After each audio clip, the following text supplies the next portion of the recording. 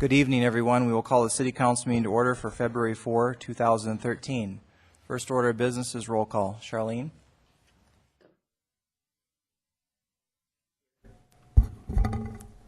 Clayton. Nordstrom. Scott. Peterson. Doyle. Lewis. Roberts. Wright. Lorente. We have Thank you. Next order of business is the invocation, and if everyone could please rise, and Jim Swarm from Bethel Assembly will lead us. Let's pray. Our gracious and almighty God, we take this next few minutes to humble ourselves and to remind ourselves that we do put our trust in you. And tonight, I graciously ask that your presence would be here with wisdom, with your truth, with your grace, and with your justice. We are so thankful for these city officials. They work so hard to guide our city, and tonight we pray for them and ask that you would guide them in all their business tonight.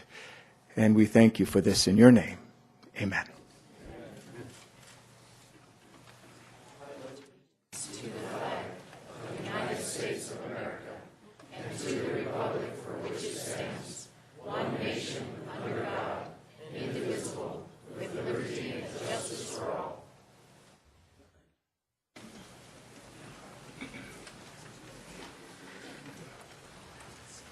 Thank you, everyone, and thank you, Pastor Jim. Next order of business is adoption of the agenda. Do we have any changes or additions to tonight's agenda? If council members or staff members, please hit your lights. Seeing none, do we have a motion to approve the agenda? We have a motion by Doyle, second by Peterson. Any discussion? Seeing none, all in favor say aye. Aye. Opposed? Motion carries. We are now on to our awards and recognitions, and if the Ward 2 council members could join me down front along with Dr. Grace Michelson, Citizen of the Month.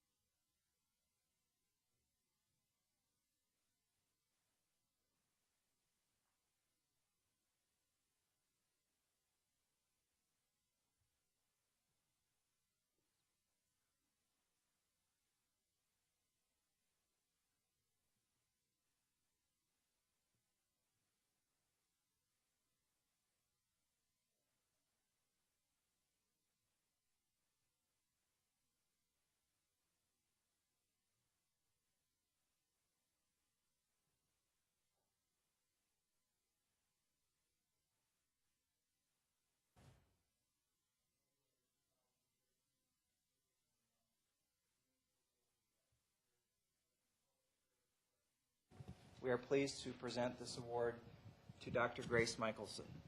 Grace has been an active member of the American Association of University Women since graduating from the University of Iowa. She transferred to Rapid City Branch in 1961. She completed her master's degree at Black Hills State in 1972 and her PhD at the University of Wyoming in 1979. Grace taught math at Rapid City Central High School. She served as president of the Rapid City Education Association and was the first woman to serve as full-time president of the South Dakota Education Association. She also taught math at the Douglas School System and was chairperson of the department while she was there.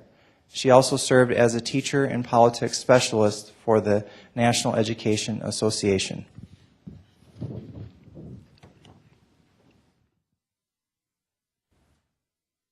Grace was appointed to the South Dakota Senate in 1972 and was elected to two full terms. She was only the second woman in South Dakota history to be elected to the Senate. As a senator, she was a member of the Joint Appropriations Committee, chair of the Joint Investigating Committee, vice chair of the Senate for Education Committee, served on the Special Study Committee of South Dakota School Finance, and also worked as a member of the Senate Judiciary. Grace was elected to the Rapid City Council in the spring of 1995 and served 2 years. Her service to the city of Rapid City covers many years. Working under 5 mayors on Priority Council and Advisory Council, the Convention Center Finance Committee, and Joint City County School Funding Committee. Thank you, Grace, for your dedication to the City of Rapid City. We are proud that you are a member of our community. And we just got to read the short version of what she's done here. I'm going to read the executive proclamation for Grace from the Office of the Mayor. Whereas the City of Rapid City has established the Citizen of the Month Award to an individual whose second career has been public service to the community. And whereas the February Citizen of the Month is awarded to Grace Michelson, a resident of Rapid City, and whereas Grace has been actively involved around the school district, city, and state, and whereas Grace's commitment to help others shows true compassion and dedication for the Rapid City community. Now, therefore, we, Alderman Richie Nordstrom and Alderman Steve Laurenti of Rapid City, South Dakota, on behalf of Sam Quaker, Mayor of Rapid City, South Dakota, do hereby proclaim Grace Michelson as the February 2013 Citizen of the Month recipient in recognition of her innovation and leadership and the many contributions she has made to our community. Thank you, Grace.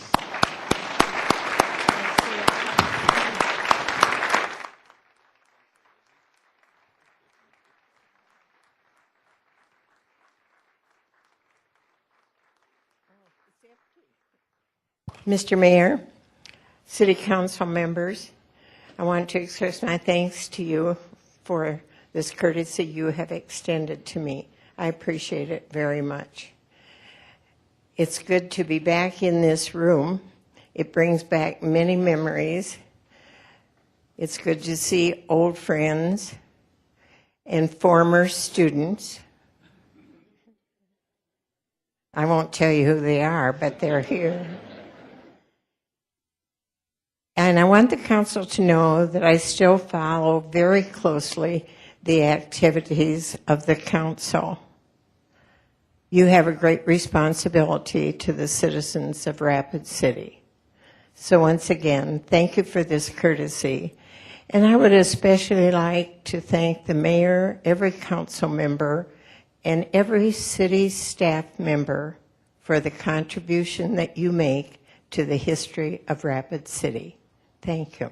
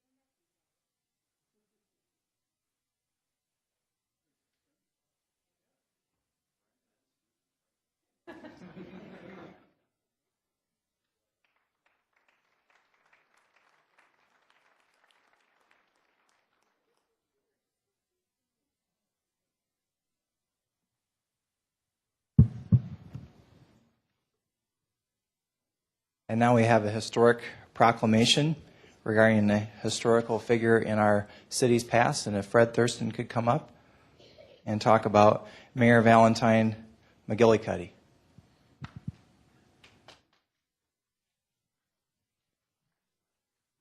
Thank you very much. Valentine's Day is the celebration of Valentine McGillicuddy's birthday. Valentine McGillicuddy was so instrumental in Rapid City and in our entire community in the Black Hills. He was an Indian agent down on the reservation. He was the doctor and the doctor for Crazy Horse and Crazy Horse's wife. He was a mayor of Rapid City. He was a councilman. He was instrumental in bringing electricity to Rapid City as well as water and sewer. He built a house on South Street, the corner of South and Rushmore Road, which has been purchased by a nonprofit organization. It's a 501c3 if anybody wants to donate to it. But besides that, this man was a spectacular man. He was the first white man on Harney Peak, and his ashes are there with a plaque to his name.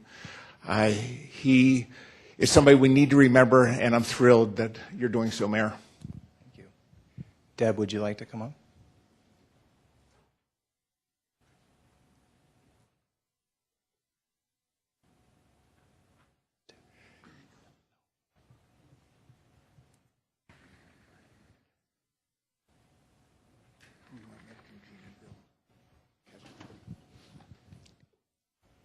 Before I get started on the proclamation, I want to thank all those that are participating in the restoration of the McGillicuddy House, which is located at the corner of Mount Rushmore Road and South Street. And some of you may have wondered, I know I've wondered from time to, at one time, why there was a curve in Fifth Street and Mount Rushmore Road as it goes to the south. And the reason that is because when the founders of Rapid City in 1876 laid out the original boundaries, they forgot to correct for true north. So the original town site is actually 12 degrees off. So kind of interesting. And thanks to Jean Kesloff and her husband Bill for informing me of that, and also for their tremendous dedication to the McGillicuddy House restoration and to our city's history. So now I have a proclamation. Whereas it is right and proper for a city to give special recognition to outstanding citizens, whereas Valentine McGillicuddy was very active in the development of Rapid City and held many roles in the community, including president of Lakota Bank, an investment company, dean of the School of Mines, a councilman, served as mayor from 1896 to 1898. And whereas Valentine McGillicuddy was instrumental in bringing water and electricity to our city, he was the state's first state surgeon general, and he was elected to the state constitutional convention and served on a joint committee to organized the states of North and South Dakota in 1889. And whereas it is important to celebrate the role of history in our lives and the contributions made by dedicated individuals in helping shape our community. And by the way, the mayor right after him was Mayor Charlie Brown. I didn't make the proclamation, but it's interesting. Now therefore, I, Sam Quaker, Mayor of Rapid City, do hereby proclaim February 14, 2013 as Valentine McGillicuddy Day. Thank you.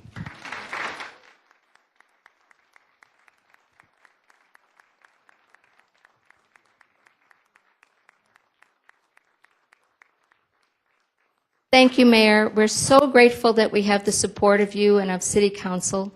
We're ready to launch the next big phase of the restoration of this important house. So I hope you all keep in touch with the progress that we're making there. Should we mention the property? Yeah. Sure. We're thrilled because we know that we've been stopped for a short period of time because we need to have the property on the corner with the house. The actually original corner and entrance to the McGillicuddy House came down across the property line. We just had a donor donate the down payment in order to be able to purchase it. We closed on it this last week. So the nonprofit organization now owns that piece of property, and we're working on getting foundations in so we can proceed with developing the second floor of the building. It's a great project. It really is. Great things are coming this spring and summer at the McGillicuddy House, so stay tuned.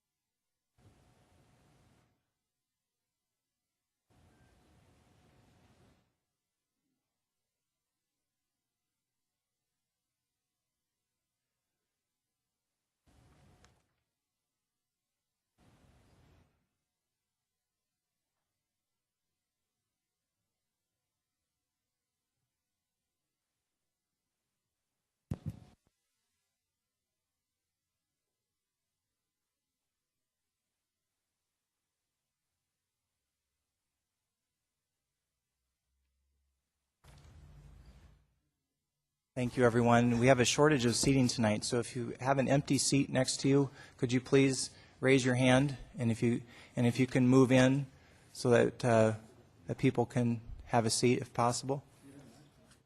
Okay. Now is the time for general public comment. This is a time for members of the public to discuss or express concerns to the council on any issue not on the agenda. Action will not be taken at the meeting on any issue not on the agenda except by placement on the agenda by unanimous vote of the council members present. We have quite a few speaker request forms from item 55, and some of those have been requested to speak under general public comment. Item 55 will be coming up in just a few moments, so if you marked general public comment, if instead of speaking at that time, if you could please wait until item 55, unless you absolutely need to speak right now.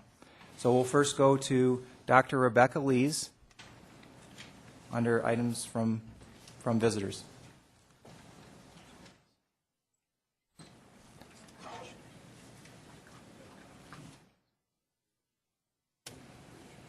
Good evening, Mayor and council members. I am here to speak with you for a moment about something that everybody here in this entire region should be very concerned about. People that are developers, real estate people, churches, regular community people, family people, and health and medical people. And that pertains to water security. There are 3 bills coming up this Thursday in our state legislature pertaining to the protection of our natural resources and our people regarding the unconventional mining of uranium and its effect also on our water. I have provided each of you with 2 packets of information. I hope that you will read these documents. On the 4th page, there is a list of websites. And honestly, I'm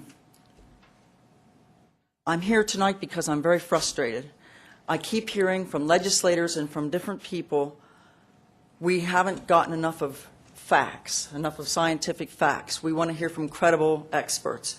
I have put hundreds and hundreds of hours in the last 2.5 years into researching this situation, and I moved here from Pennsylvania to flee the loss of water and the devastation of my property because of loss of water due to fracking in western Pennsylvania.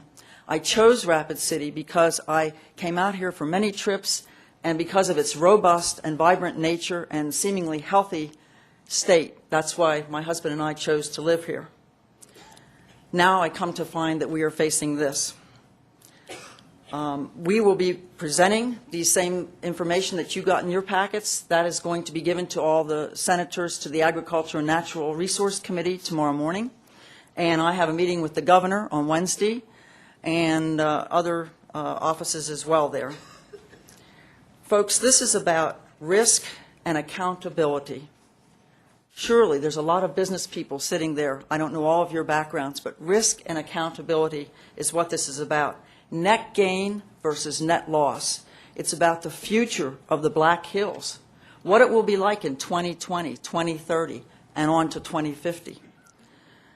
I am so tired of the misrepresentations and lies that this industry has perpetrated, and I, out of desperation, have produced this for you and for everybody I can give it to. These are scientific facts and findings and powerful resources for you to learn about this instead of just hearing from the industry side. For example, at a Cracker Barrel, one of the legislators got up and mentioned about Crow Butte, and Crow Butte was talked about in the Rapid City Journal, and you will find information there that will dispute that and show how it has a litany of problems. This is an unconventional technology that has not been proven safe, as admitted by the EPA, and our water is at risk. House Bills 148, 149, and 150 are going to be heard Thursday morning. 149, for example, only asks that if there is an accident, which there always is, that they report it in 24 hours and then repair it. Right now, they don't have to report it, and they don't have to repair it. Please, look at these materials, and I welcome any questions. You can contact me if you would like to know any more. Thank you very much for your time. Thank you, Dr. Lees, and we'll now go to Malcolm Chapman.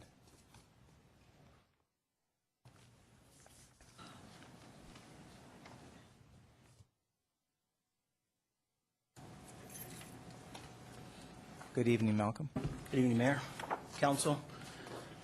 Before I start my remarks, I'd ask if I think because of the sensitivity and the gravity of the comments that I'm going to make, I'm going to ask that I be afforded more time, as Alderman Clayton was afforded about 7 minutes of time last council meeting for his comments on a subject that I think is near and dear to our community. So I would ask the council to consider giving me more time or waiving the rules to add more time. We would need a motion to do that. We have a motion by Charity Doyle and a second by Chad Lewis to waive the limit for the speaker. Any discussion? All in favor say aye. Aye. Opposed? Motion carries. Go ahead. I appreciate that. I will make my comments as close to 3 minutes as I possibly can. My comments tonight will be informed by my principles, my values, and my faith. This is Black History Month, and Black History Month began in 1926 as Negro History Week by Carter G. Woodson, a former slaves who earned a doctorate from Harvard, and he started to focus that week on the attention and the contributions of black folk to American history, something that was lacking in textbooks at the time. Woodson chose the second week of February because it was the birth month of Abraham Lincoln and Frederick Douglass. It was also the start of the founding of the National Advancement of Colored People, or the NAACP. It was also the birth month of W.E.B. Du Bois. I highlight this because I think that these contributions, and what's really important about Black History Month, is not that it's black history, or not that the contributions and achievements and accomplishments of black folk are highlighted. I think what's really important about it is that this is American history. And you throw those accomplishments on the fabric with everything else that we are as Americans, and then I think they get highlighted as well as being part of American history. We just celebrated the second inauguration of a black president. We celebrated Dr. King's birthday. I applaud the Rotary group here in town that's starting a multicultural Rotary service club in our community. And we've come a long way. But as evidenced by the comments and the discussion by this council and this mayor over the last few weeks in terms of what you call public discourse, I think he just proves that we still have a long way to go. Some will ask me, why am I coming now? And some would say that we should just move on and not have this conversation. And to those I say, the reason that I'm coming now is because I was asked by this council, this community was asked by this council, to wait till all of the information was out. I read every single article that was in the newspaper. I read the investigation that was done. And I've talked to a number of people in this community. And this is the first chance that we, the public, have gotten to come here and have our say. And I think it's our turn. Some would say, why shouldn't we just move on? Well, we shouldn't move on. We should shine the light on racism. We should shine the light on discriminatory conversation at every opportunity that we get. And now I think it's the community's turn to have a conversation. You've had this discussion for 5 months behind closed doors. Now it's our turn. I was saddened when I read and heard of Alderman Clayton's comments. I was saddened because after I saw the video of the council meeting, I couldn't help but to think of some of the comments that he made. 26 years in the military, and now all of a sudden, over the last 5 months, he has had an awakening. The military is one of the most diverse places in our country, and at that time, there was no awakening during any of these things that relate to diversity, but over the last 5 months, he's had this awakening. He said that he received a call from a local reporter asking what I think is a legitimate question of an elected official in this community, asking the question of how will you vote on taking the CPI to raise taxes or not to raise taxes in our community. I think that's a legitimate question of an elected official. To which he answered, why didn't she go back to Kenya? Or is she an American citizen? His comment said that he didn't know the color of her skin at the time, then I would simply ask, and I think we as a community deserve an explanation, why didn't you say, go back to Europe, go back to Latin America? Why would you tie her to President Obama? And why would you tie those comments to something that was racist? He said 2 hours of testimony were taken in executive session, and everyone who sits on this dais heard that comment and understands what was going on. Well, if that's the case, that conversation in executive session will never be known to us. Why is it that when you came out, that council members were asking you,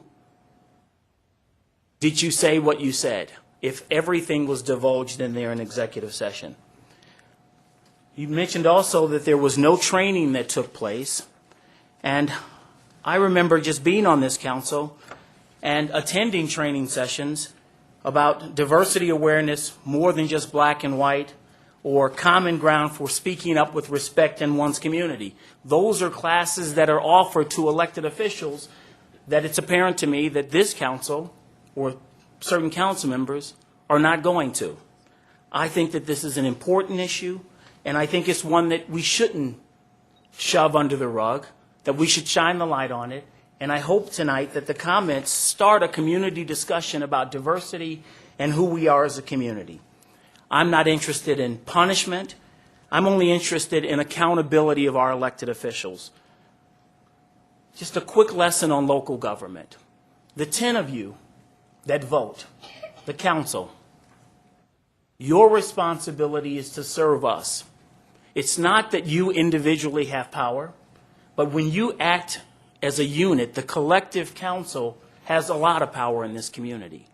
And I think that the collective council has failed this community now. I think that you have failed us. There were racist comments that were made, and you as a council sit back collectively, although some of you individually have said things, but collectively you have taken no action. Last council meeting, there were 2 comments or 2 votes that were taken on this. One was to acknowledge a report about something that Chad Lewis had brought up about expectations of council members, and item number 55 to release the report. No discussion, no collective council action about something that's racist. I'm offended, I'm embarrassed, and I'm ashamed. Not for me, and not for our community, but for you as a city council. You sit back as a tail light when you should be a headlight shining the way for how this community moves forward. I think that because you decided to take no action, I think what this says to our community is that this racist comment and the racist comments by one council member now becomes the racist comments of our council as a whole. I hope that this starts some discussion in our community in terms of how to move forward and to have dialogue about these issues. And I appreciate the council giving me more time to speak. Thank you.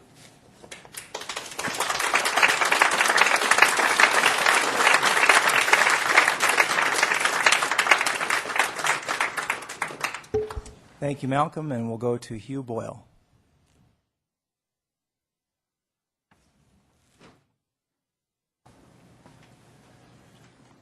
Thank you, Mayor. Thank you, City Council members. My name's Hugh Boyle. I'm with BMS Financial Advisors. I help people with their money, but I'm somewhat humbled by Grace's helping of the community. That's pretty terrific. I'm here tonight on behalf of the Rapid City Area Chamber of Commerce. There's 1,300 members in the Chamber of Commerce. I gave you all a directory today. That, of course, was up to date when it was printed, and now there's new members of the Chamber of Commerce. So I'm just here watching how things work and letting you know that the Rapid City Area Chamber of Commerce is interested in city government and the things that you do for businesses in our community. So thank you. Thank you, Hugh. And we'll go to Linda Schilling.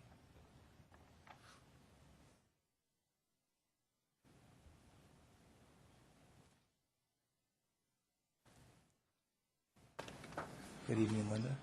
Thank you, Mr. Mayor, Council, and to Mr. Chapman.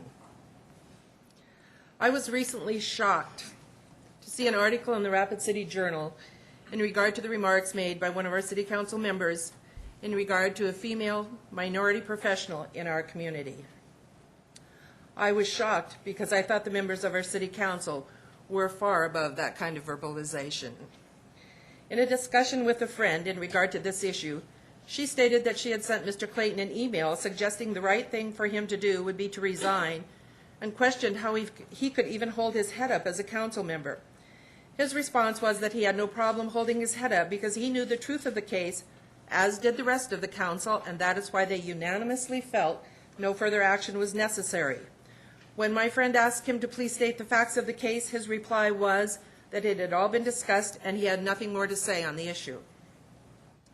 Based on his response to my friend, I was confused as it sounded as the other members of the city council agreed or supported Mr. Clayton. I sent an email to all members of the city council, with the exception of Ms. Doyle, because I typed her address in error and she did not receive it. And I questioned their support of Mr. Clayton's comments. Several members responded they supported free speech, and their vote was for freedom of speech, not necessarily what Mr. Clayton said. One member indicated that with free speech also comes consequences for unacceptable comments. Another said that the city's code of conduct does not deal with stupid or racist comments. Another indicated that Mr. Clayton's type of behavior has no business in our government. Two members indicated that Mr. Clayton had been asked to resign, but he refused.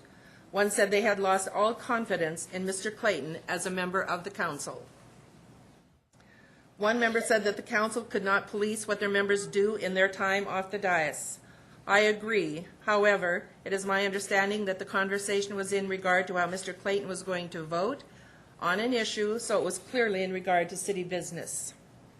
The other member of the council seemed more in support of Mr. Clayton, stating that Mr. Clayton had only been on the council for a short time and had had no formal training. Anti-racism 101 should be a prerequisite for running for the city council, not something taxpayers pay for once an individual is on the council. When Mr. Clayton was campaigning for office, he said he wanted to, quote, improve the city's quality of life, attract businesses with higher paying job opportunities, and make sure the city budget reflected the needs of the people, end quote. I don't think he will be effective in any of these areas, and I would respectfully request that he resign from the city council so that he can be replaced by an individual who truly does care about the quality of life for all citizens of Rapid City without prejudice regarding their ethnicity. Thank you.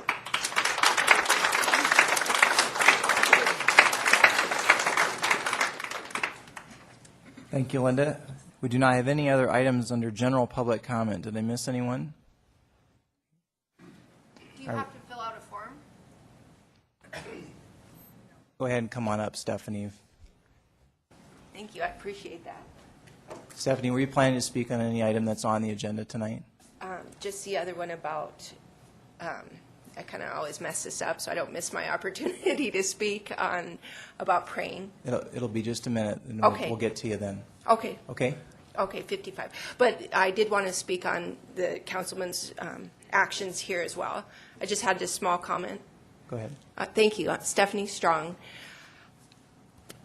You know, you were watching what's going on city council, and when something gets to a level, like it escalated, and making comments to reporters as was happened, and to another alder person, it's really what is going on underneath in city council to escalate things to that height.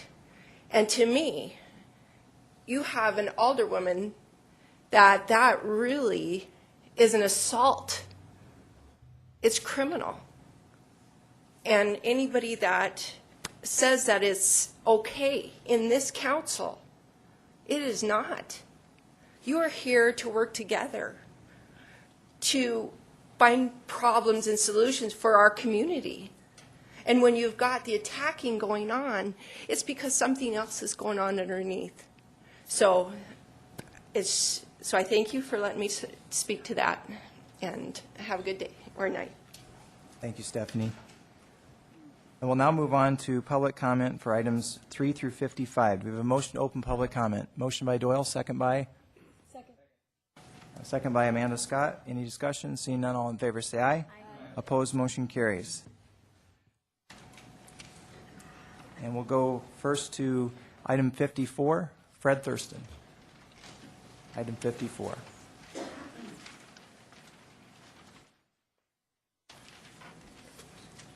Thank you, Mayor and Council.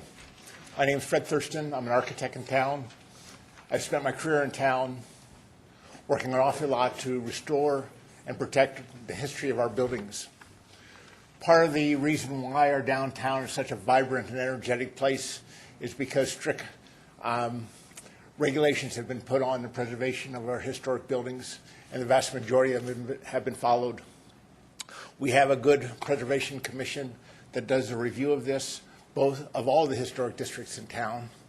But in this particular case, I'm here to tell you that all prudent and feasible alternatives for the siding and windows of this house have not been taken, have not been reviewed, and the approach to this remodeling will take a building from a conforming historic building to a non-conforming building. This is really too bad, because if we continue to allow this to happen, our historic districts will become depleted to the point that they cannot no longer be a historic district. I think we're all proud of our historic districts. It's why the people love to, and why the prices in the West Boulevard area are above those in other areas, why the downtown is such a vibrant place and so many businesses are wanting to move to the downtown. Our Historic Preservation Commission needs to follow the standards, the federal standards, and in this case, they were not being followed. Not necessarily the fault of the Preservation Commission, but a combination of errors that have been made. And I just would like to encourage the council to look strongly at the standards and make sure that they are followed in the historic district. Thank you. Thank you, Fred. And we'll go to another speaker on item 54, Bill Freitag.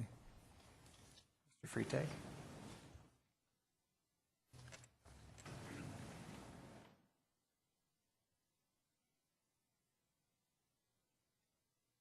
My name is Bill Freitag, 3821 Brook Street. I'm a member of the Historic Preservation Committee, and we did our job on your item number 54. And I've provided you all today with emails that outline the state law, the guidelines that we're to follow, and we followed those.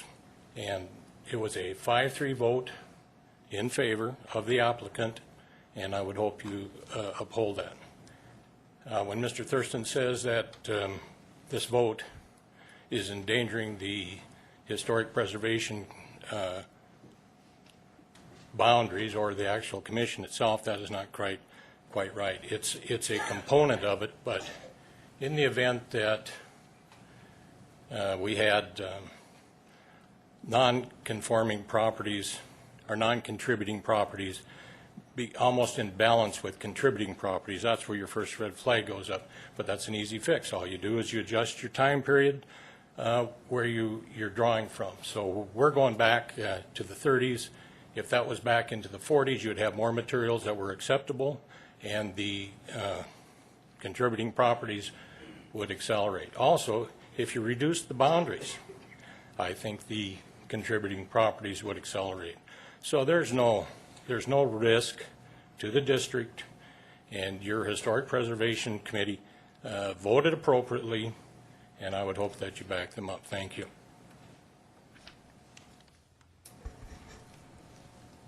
Thank you, Bill. And now we'll move on to item number 55, and we'll first recognize Greg Blanc.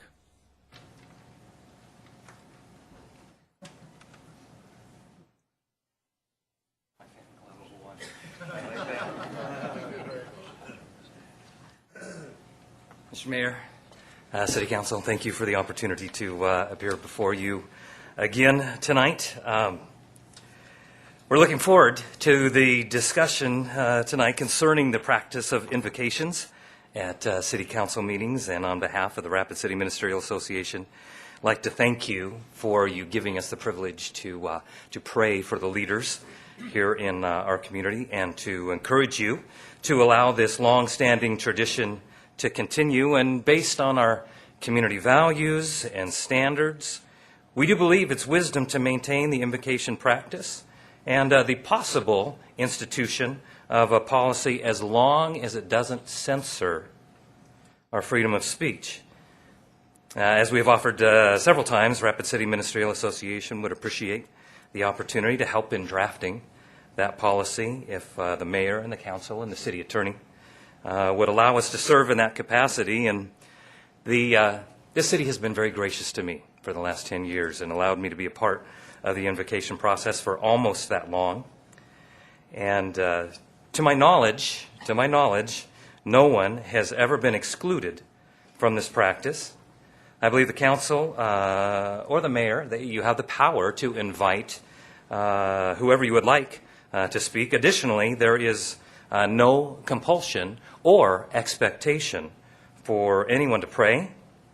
As far as continuing the invocation process in Rapid City, I think all that we need to do is look to our nation's highest council meetings, the Senate and the House of Representatives in Washington, D.C., where they always start their daily meetings with an invocation without censorship, even allowing for people to pray in Jesus' name.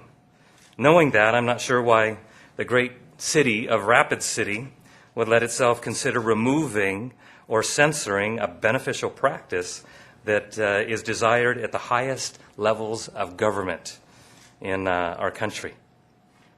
Specifically on the topic of considering censorship of praying in Jesus' name, you all know this, just 2 weeks ago, our president was sworn in, and as he took the oath of office, first time I can remember, he didn't have his left hand on a Bible. He had his left hand on 2 Bibles. One was President Abraham Lincoln's. The other Bible was Martin Luther King's. And that Bible mentions the name of Jesus almost 1,000 times. And I think that sets a very, very clear precedent. Finally, as a South Dakotan, I'm a recovering Californian, but I'm a South Dakotan, and I'm very proud of our no-nonsense state motto. You know what it is. Maybe the rest of the chamber doesn't know it, but our state motto is, "Under God, the people rule." Under God, the people rule. And I can tell you, God loves Rapid City, and this city needs God's help and God's blessing. And my encourage is not to censor him in any way. And as I finish my comments, I would just like to have all of those who are in support of continuing the invocation process as is, without censorship, if you wouldn't mind, would you just stand, even now? Let the record show. Thank you very much for your time. I appreciate that.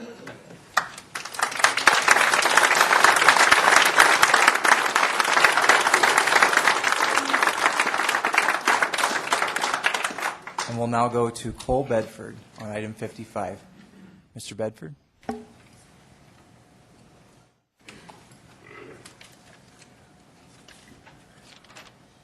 Thank you.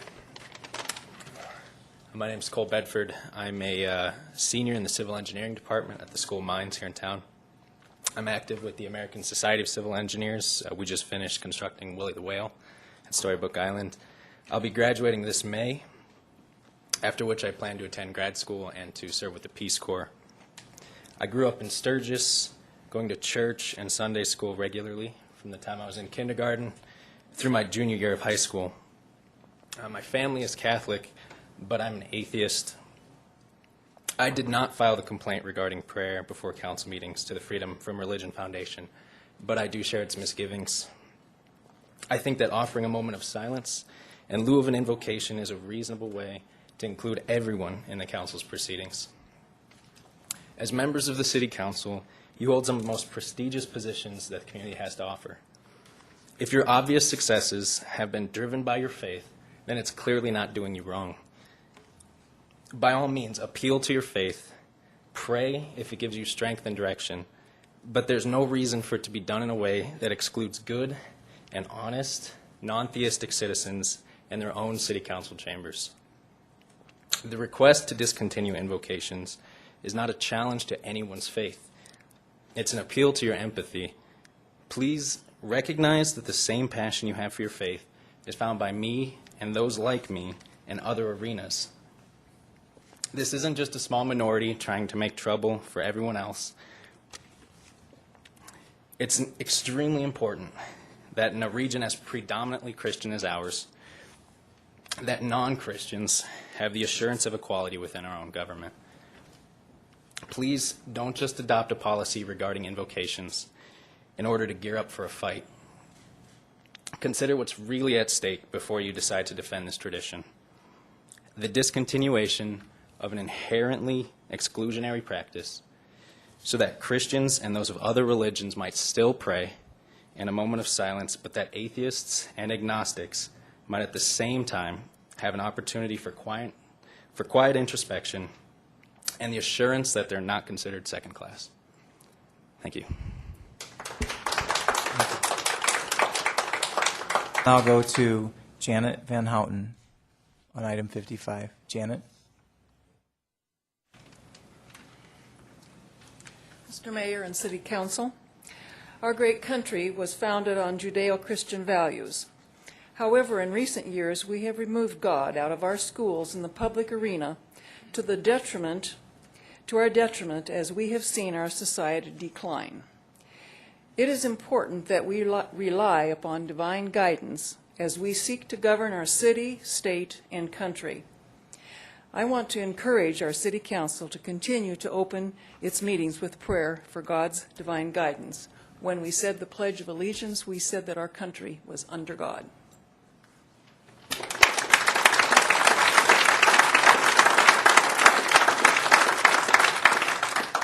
Thank you. And we'll now go to Dr. Richard Wells. Dr. Wells? Also on item 55.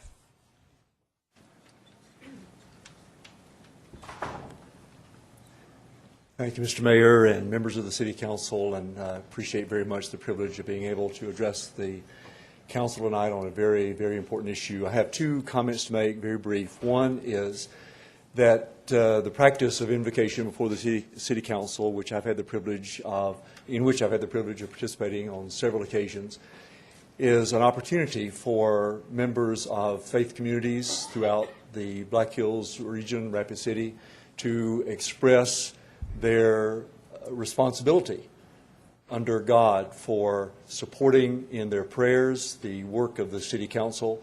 We are called as believers to pray for all those in authority, and this practice gives us an opportunity to express that. We can do that privately, of course. We do that in our churches, but the practice of invocation gives us the privilege of expressing that to you as our leaders, for whom we are so grateful. I have another comment to make, and that is related to the legal questions that are involved in the practice of invocation. This year marks the 30th anniversary of a very important Supreme Court decision that involved the case of legislative prayers in our neighboring state of Nebraska. It was the case of Murray versus Chambers, and it was decided in July of 1983. And I want to close my comments just by reading the decision of the Supreme Court in that case. They upheld the practice of offering prayers at the beginning of legislative sessions, and here's the summary. The practice of opening sessions of Congress with prayer has continued without interruption for almost 200 years, ever since the first Congress drafted the First Amendment. And a similar practice has been followed for more than a century in Nebraska and many other states. While historical patterns standing alone cannot justify contemporary violations of constitutional guarantees, historical evidence in the context of this case sheds light not only on what the drafters of the First Amendment intended the Establishment Clause to mean, but also on how they thought that clause applied to the chaplaincy practice authorized by the First Congress. In applying the First Amendment to the states through the 14th Amendment, it would be incongruous to interpret the clause as imposing more stringent First Amendment limits on the states than the draftsman imposed on the federal government. And here's the close, very significant. In light of the history, there can be no doubt that the practice of opening legislative sessions with prayer has become part of the fabric of our society. To invoke divine guidance on a public body entrusted with making the laws is not, in these circumstances, a violation of the Establishment Clause. It is simply a tolerable acknowledgement of beliefs widely held among the people of this country. I will close with just one observation on that summary statement. The justices rightly said that a historical pattern does not by itself establish the constitutionality of any practice. But I want to say to this council that the objections of a small minority who want to impose secular humanism as the state religion of America does not make a practice unconstitutional. Dr. Wells.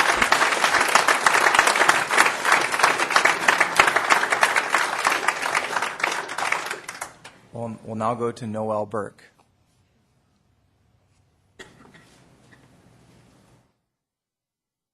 Thank you. I'm Noel Burke. I want to thank you, Mr. Mayor, and the council for allowing this opportunity to me to take advantage of the right and the privilege and the responsibility that we all have to take part in the democratic process. Article 1 of the Bill of Rights, also known as the First Amendment to the Constitution of the United States, says Congress shall make no law respecting an establishment of religion or prohibiting the free exercise thereof. Unfortunately, over the last 50 years or so, judicial interpretations of the amendment have resulted in many limitations being placed on religion. I believe it's past time to take a stand and say no more. In my opinion, based on the reading of historic documents and the statements of our founding fathers, the amendment was not designed to build a wall between church and state, but to keep government from controlling the church while still being able to call on the love, grace, and power of God. It's for these reasons that I strongly support keeping prayer without censorship in our council meetings. And it's been stated this will result in a lawsuit. Well, if so, my support will continue through my prayers and through my time and money if necessary. Thank you for your time.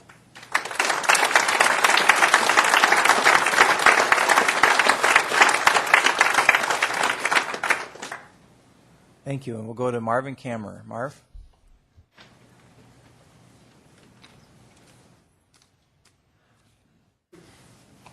Good evening, friends and strangers. My name is Marvin Kammerer. I live in Meade County, South Dakota. My grandfather and his family came here by wagon and the first train that came into Buffalo Gap in the 1880s. I'm against having public preachers and the like at public and civil meetings like this. I was offended when I saw in the election at a rally a cardinal of my church, I am a Catholic, in full regalia. I think he stepped over the line. Where was the Native American? Where is the Muslim? Where's the Islamic? Where is the atheist? All Americans. All of them believers of the Constitution. They say they pray in D.C. at Congress, the House of Representatives and the Senate. It doesn't seem to be working so well. The last refuge of a scoundrel is religion. That was Mark Twain that observed that.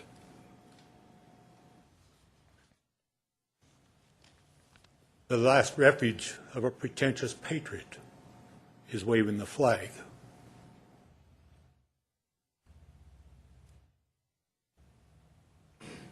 Elmer Gantry, the story showed how things can get out of control, and not all are like that. But some have a tendency to push and push. And we just as well not have it. If you want to pray, I say a little prayer when I get on a horse that might buck. I'm getting old enough and long enough in the tooth. I better be getting all the help I can get. I pray for those who have passed. But it's here, and in my church, and on the street, during my work. I pray for my relations, some who died in service of this country. But that's me. I don't need to get out and say, hey, look at me. We're responsible. I get uncomfortable when I see these demonstrations at these meetings and at my county commission. I was uncomfortable when I read in the paper that the sheriffs have clergy riding along with them, as a matter of fact. If that officer is not capable of handling himself without the accompaniment of a religious man who damn sure can get in the way sometimes, then he better hand in his badge and his gun. Marv, if you could wrap up your comments, please. Thank you, and you people have a good year, and I hope you can straighten things out. Racism is subtle in this community, but it's here.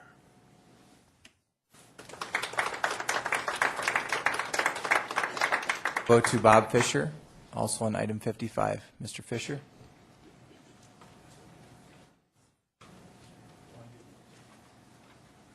I had some remarks prepared, but I'd like to, if it's possible, to yield my time to Bob Parsons, who's chairman of Fellowship of Christian Athletes. He didn't fill out a speaker form, but if I could yield my time to him, would that be possible? Sure, he can go first. That would be fine. I'm sorry, I didn't know about the form you had to fill out. Again, my name is Bob Parsons. I work for the Fellowship of Christian Athletes here in Rapid City and the area director here in western South Dakota, and I live in Custer, and I coach basketball there.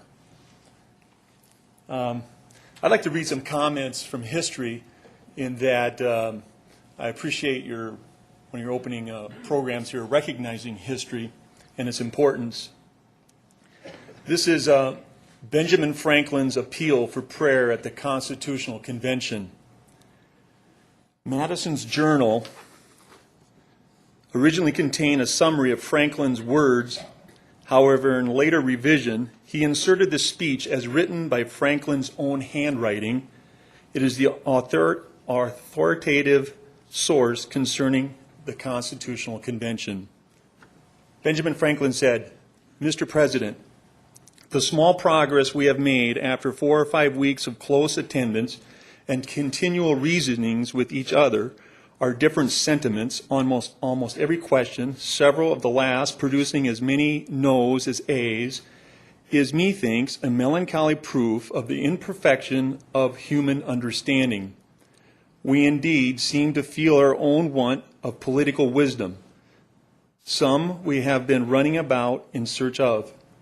We have gone back to ancient history for models of government and examined the different forms of those republics, which, having been formed with the seeds of their own dissolution, now no longer exist. And we have viewed modern states all round Europe, but find none of their constitutions suitable to our circumstances. In this situation of this assembly, groping as it were in the dark to find political truth and scarce able to distinguish it when presented to us, how has it happened, sir, that we have not hitherto once thought of humbly applying to the Father of lights to illuminate our understanding.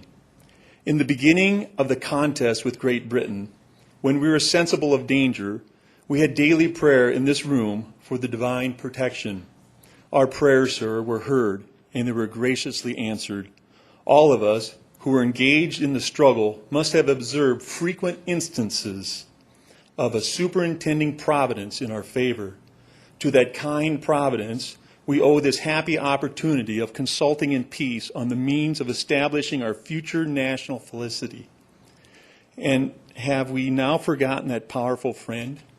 I have lived, sir, a long time, and the longer I live, the more convincing proofs I see of this truth, that God governs in the affairs of men. And if a sparrow cannot fall to the ground without his notice, is it probable that an empire can rise without his aid? We have been assured, sir, in the sacred writings, that except the Lord build a house, they labor in vain that build it. I firmly believe this, and I also believe that without his concurring aid, we shall succeed in this political building no better than the builders of Babel. We shall be divided by our little political local interest. Our projects will be confounded, and we ourselves shall become a reproach and a byword down to future ages. And what is worse, mankind may hereafter, from this unfortunate instance, despair of establishing governments by human wisdom and leave it to chance, war, and conquest. One last thing. I therefore beg leave to move that henceforth prayers imploring the assistance of heaven and its blessings on our deliberations be held in this assembly every morning before we proceed to business, and that one or more of the clergy of the city be requested to officiate in that service. Thank you.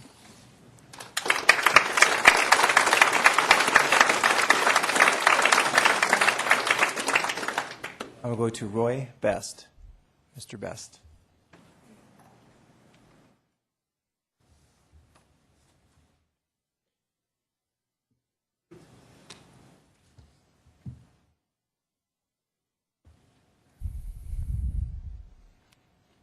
Thank you, Honored Councilman. I appreciate the time to speak. The gentleman that was just up here more or less said what I was going to say. But I want to add something. My grandfather was a judge in the United States courts, Harry R. Forster, served till he retired, then and also as military paymaster. My wife's father was a circuit minister and also a city council member in Birmingham, Alabama. The one thing that they did have in common that they also, when they swore a person in, they used the Holy Bible. And nothing but the truth, so help you God, was said. I think that my generation, my children, and my grandchildren need to be able to look at their peers and know that they seek out God's wisdom as we go through into the future. Because anytime God is taken out of our government in any way, that country starts to slide into chaos. I want to thank you for your time.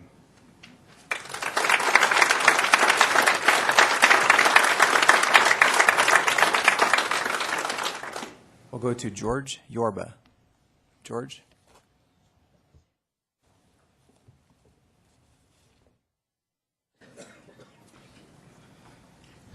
Thank you, City Council. Thank you, Mayor, for your service. And as was already said, and you know, we are one nation under God. And I come from California 3 years ago. This is a great state. This is a great city. A lot of great things going on. But you need to keep it that way. I can take you on a tour of what your city could look like, your state could look like, if you take God out of things. And, you know, you might not think that that's relevant, but it is.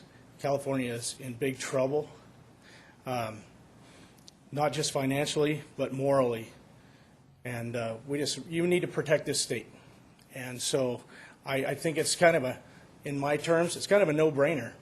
You need God. You need God's help. We all need God's help. And to continue to make this city great. Thank you.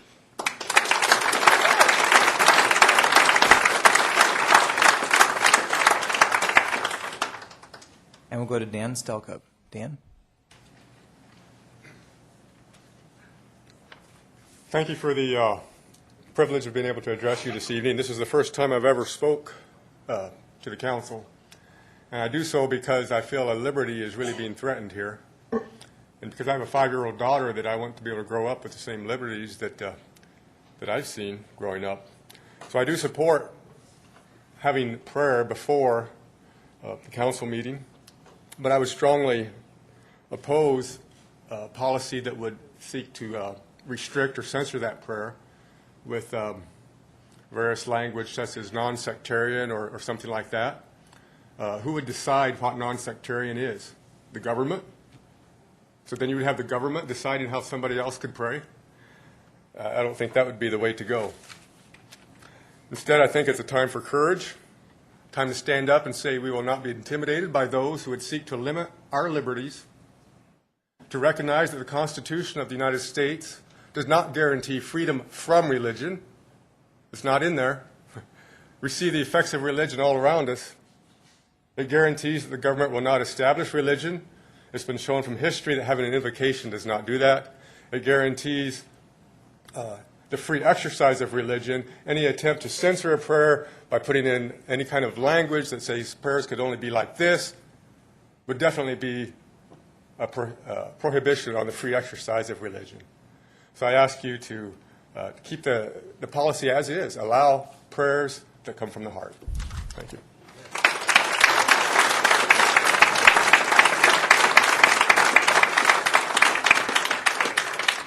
Thank you, Dan. And we'll go to John Dennis on item 55. John?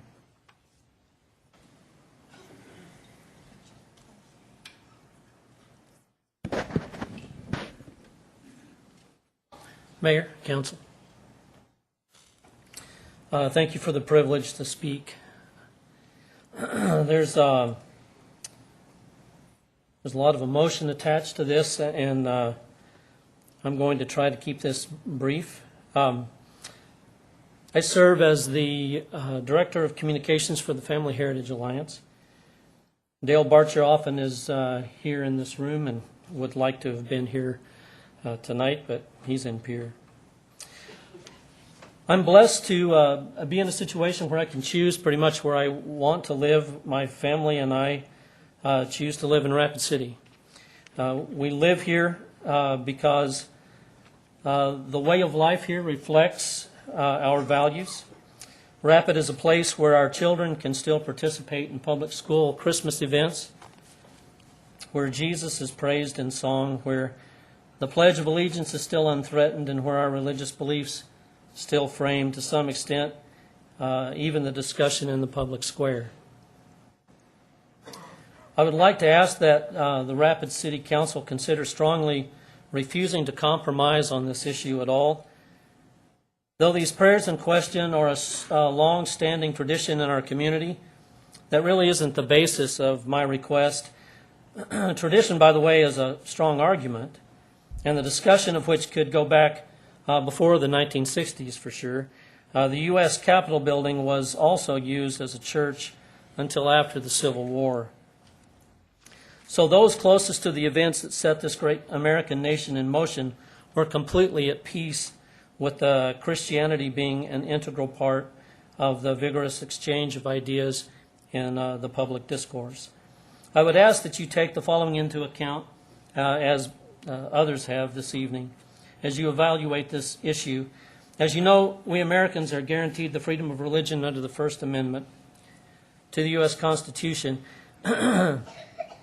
As this distinguished body of elected officials took an oath of office to uphold the Constitution, you are bound thereby, pardon me, to not give preferential treatment to a certain religion, and also not to hinder the free exercise thereof. I would propose that in giving even an inch on this issue, you would both be giving preferential treatment to the worldview of those who would remove God completely from the American public life, and at the same time would be hindering the free exercise of those who believe that God is very much real and very active in the affairs of man. And finally, I would like to ask that you consider the what next question. If we surrender this ground, the next target will be possibly the Pledge of Allegiance, in which we promise our loyalty to this one nation under God.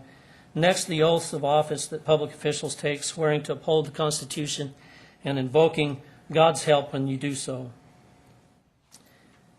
So my closing question is a prayer in the name of Jesus really a threat to anyone? Does it really present a danger to the city? Honestly, does it infringe on another person's right? Or is it exactly what it appears to be, the genuine petition before God of heaven, that He empower this body of elected officials to work wisely within the office to which they were elected? Thank you.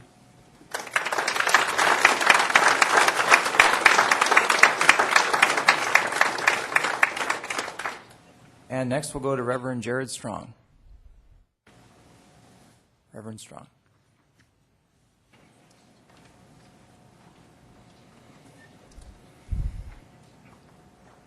Thank you, Mayor, City Council. We appreciate your time. I'd also like to say to the gentleman that's from School of Mines, young man, I would like to say you are definitely not a second-class citizen. First Amendment, we've already heard it a couple times. Congress shall make no law respecting an establishment of religion or prohibiting the free exercise thereof or abridging the freedom of speech. There's a statement also that's been stated, the separation of church and state. In the United States, this term is offshoot of the phrase, a wall between church and state, which was written by Thomas Jefferson's letter to the Danbury Baptist Association in 1802.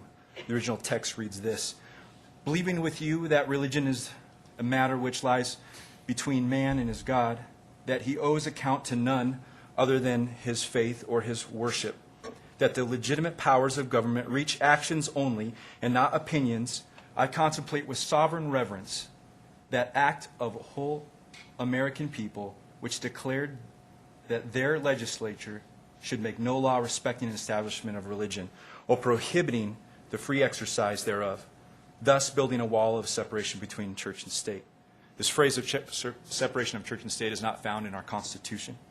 This is a declaration that there will be no official religion for state or nation, and the government will not interfere by placing specifics on any one man or woman what or how they will exercise their beliefs. President Jefferson did close his letter to the Danbury Baptist Association with these words: I reciprocate your kind prayers for the protection and blessing of the common Father and Creator of man, and tender you for yourselves and your religious association assurance of my high respect and esteem. My belief is in the common Father and Creator of man, who is the one true God, which consists of the Father, Son, and the Holy Spirit, according to my personal beliefs and understanding of what I read in the Bible. And I believe that it's both man and woman's belief and right to freely express prayers publicly or privately with the recognition of whose authority they place such a prayer under. It happens to be my belief and right to place that prayer under Jesus' name. Appreciate your time. Thank you.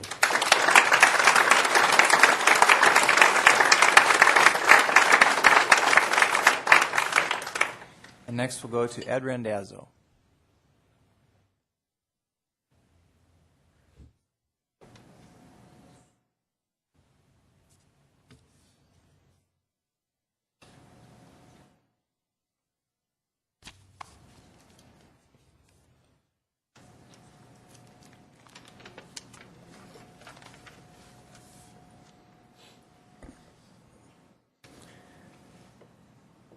Ed Randazzo, 516 East Talent Street, Rapid City.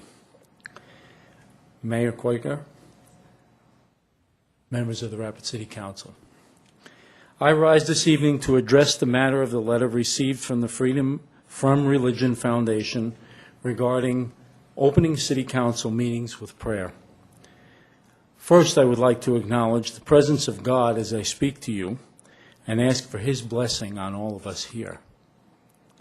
The Freedom from Religion Foundation's purpose, as stated in its bylaws, is, and I quote, to promote the constitutional principle of separation of state and church. On this, I wholeheartedly agree, as I believe that the government has no place in our churches. Their website declares quote, that most social and moral progress has been brought about by persons free from religion. I believe that God instilled in all of us, since He created Adam and Eve, the moral compass that we need. I believe that God gave us the Ten Commandments and the Holy Bible as the primary guide to all the social and moral progress we need.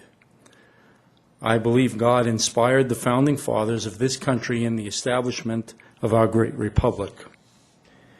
Our founding fathers acknowledged that our republic could not endure unless we, the people, were guided by our Creator and sought virtue and His righteousness. Through challenges from abroad and within, our faith in God and His righteousness has sustained us and our republic. Only since the 60s, when we began to expel God from our courthouses and schoolhouses and turned our face from Him at the behest of organizations such as this Freedom from Religion Foundation, have we witnessed the moral deterioration we experience today. Accommodation, compromise, or capitulation to this godless organization will make you, and all of us, complicit in the expulsion of God from this chamber and this city. I urge you to stand firm and reject this threat with prejudice, regardless of the costs it may incur, and continue the practice of opening City Council meetings with prayer. You may count on my support when you do. Thank you.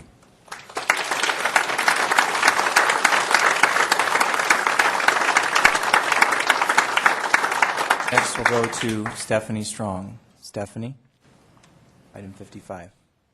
5 minutes. Whoa, sorry. Hi, I'm Stephanie Strong. Everybody spoke on my topic, so that was good. So I have all my references here. Jefferson's Lies. That kind of showed what the clause is, that Jefferson was overseas when the church and state was even talked about, the First Amendment. So you have to go to who produced that. So this is a good book for folks to get the truth about what our founding fathers was about. Another one, Character of Life, is another one. You've got Benjamin Franklin, you got John Quincy Adams, John Marshall, all the founders, all the folks that did the Declaration of Independence, and how they reference God and our Constitution and our Declaration of Independence. Nowhere, I'm going to ask, do you guys see in the Constitution or the Declaration of Independence freedom from religion? Is it anybody? No? Is it in there? Okay. So that's what we have to look to first. Then this is another good read, Seeing God in the Bible and the United States Constitution. This is by Pastor Wayne Williams. And bless his heart, I'm going to just read a few things out of here. It says, those who hold this view are trying diligently to remove God in the Bible from all civil law, civil life, and civil liberty, proving by their actions that He is there. Why try to remove Him if He is not there? The fact is, colonial Americans acknowledge God's providence as they establish their civil governments. The reader should note carefully what is stated in the Mayflower Compact and the Fundamental Orders. And then one more section I want to read. It says, our said people, inhabitants there, may be so religiously peaceable, civilly governed, as their good life and orderly conversation may win and incite the natives of country to the knowledge and obedience of the only true God and Savior of mankind, and the Christian faith, which is our royal intention and the adventures-free profession in the principle and the plantation. And this was taken from the 1629 Charter of Massachusetts Bay. So just there is history after history of what our founding fathers wanted for our great nation. And if we're going to keep it, we have to preserve what happened during the time when our founding fathers, and what they went through, that they gave up their lives, their honor, their reputations, their money, all of it. But thank you for listening.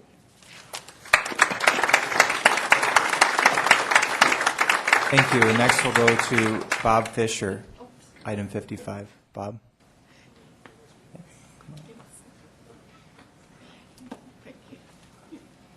Thank you, Mayor. Thank you, City Council. What we're called upon tonight to consider is intimidation by an outside group and you've heard the message from the people tonight from the city and what their values are. And I believe that these represent the values of the people. I'm not saying people on the opposite side are bad, evil. I'm not saying that at all. I am saying that primarily in Congress, when the Supreme Court ruled whether legislatures could have prayer in the 1983 decision, they were very clear. They can. They can have sectarian prayer. They can appoint chaplains. They can pay chaplains. Historically, hundreds of years of practice within the United States has allowed this, and they confirmed it. You do not have to be afraid. You do not have to be afraid of defending this on your own. Alliance Defending Freedom, ADF, many groups across the United States like ADF will step in and help you and give you good defense. Good attorneys have been through it many times within communities in the United States. You're not alone. Plus, the city of Rapid City, I believe the people would support you in the actions you take in order to do that. Thank you. Thank you, Bob.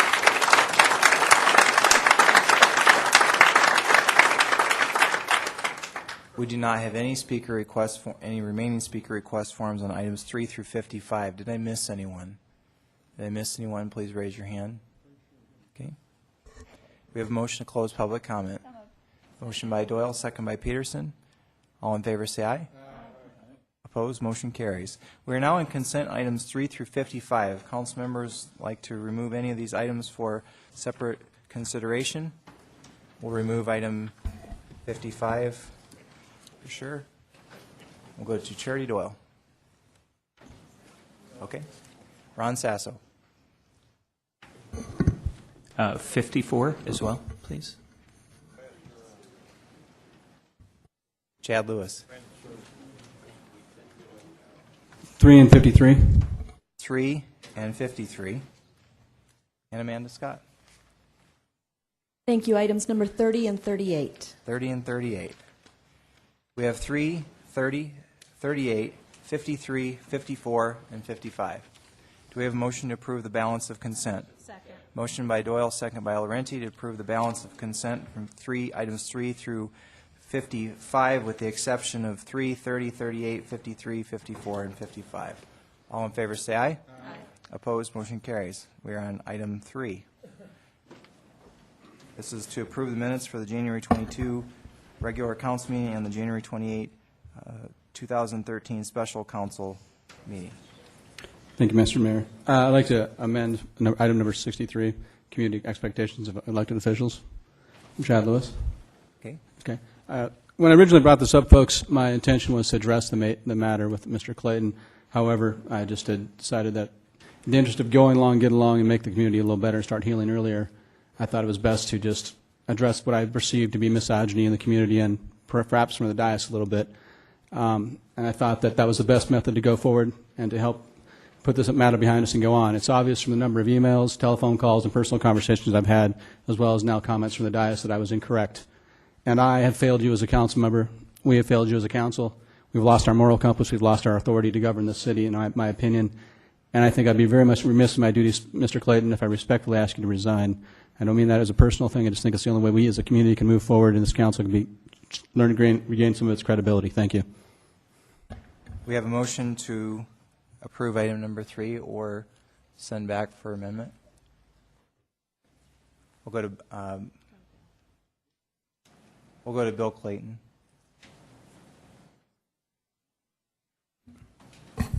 Thank you, Mr. Mayor. Needless to say, these comments tonight come as a surprise, but I need to comment, at least briefly. And had I expected this, I guess I would have been better prepared. But I will say this. The episode that people seem to dwell on is a telephone call. It happened between two people, me and one other. Nobody else there to say what did or didn't happen. So in the final consensus, it's a he said, she said. And one of the reasons I've remained quiet is that the other person involved had said it wasn't her desire to push this any further. And rather than drag her in some way through more pain or suffering, I chose to just stay quiet, take the shots, some of them cheap. And I'll say this, nobody has all the facts. There were only 2 of us there on that telephone call. 9 of us from the council heard my full testimony and my full explanation of what happened. And as was mentioned tonight, it was a unanimous decision to take no further action. Now, 4 people from the council chose to go to the newspaper, break confidence, violate the code of conduct, and share details with the Journal. In an attempt to at least partially set the record straight, I spent over 30 minutes on the telephone with a reporter from the Journal.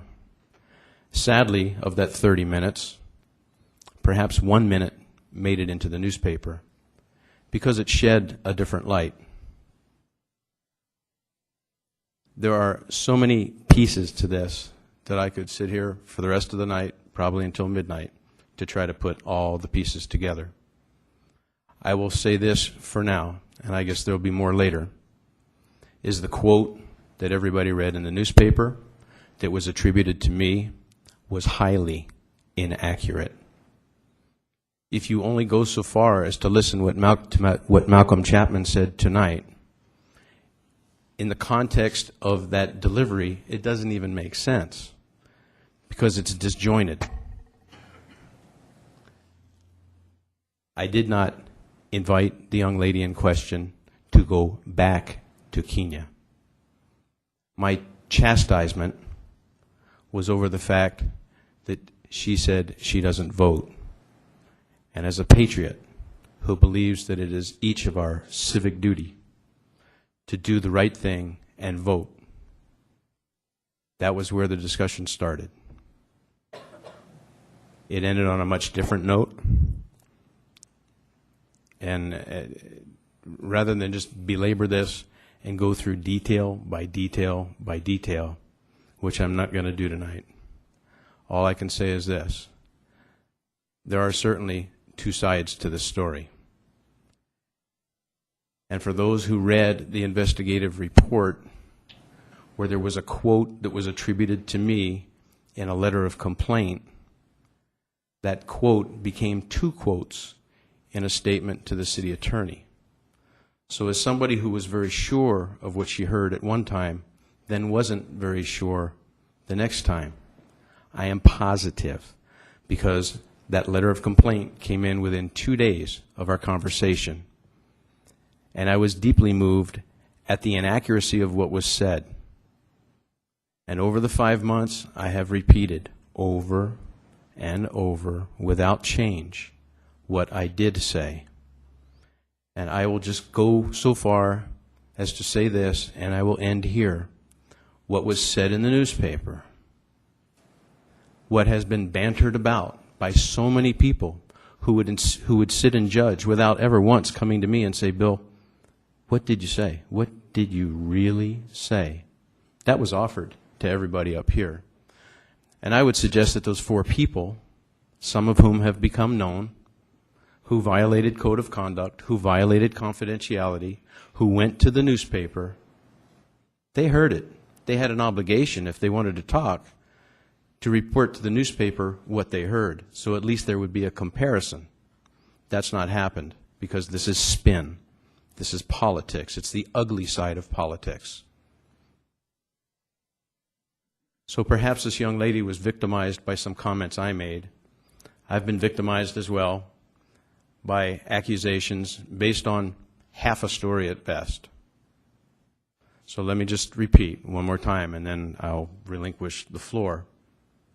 What you have read, what you have heard, is not accurate. Thank you. Okay.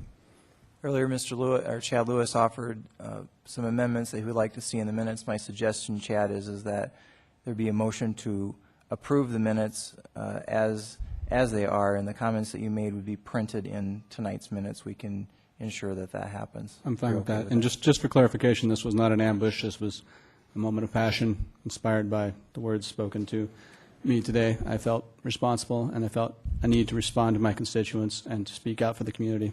Thank you. And we'll go to Bonnie Peterson. We do not have a motion. Okay, I just want to make this very clear that Mr. Clayton's comments do not represent members of the council. And I would also like for members on the council and in the audience that if you feel Mr. Clayton should resign, to please stand up.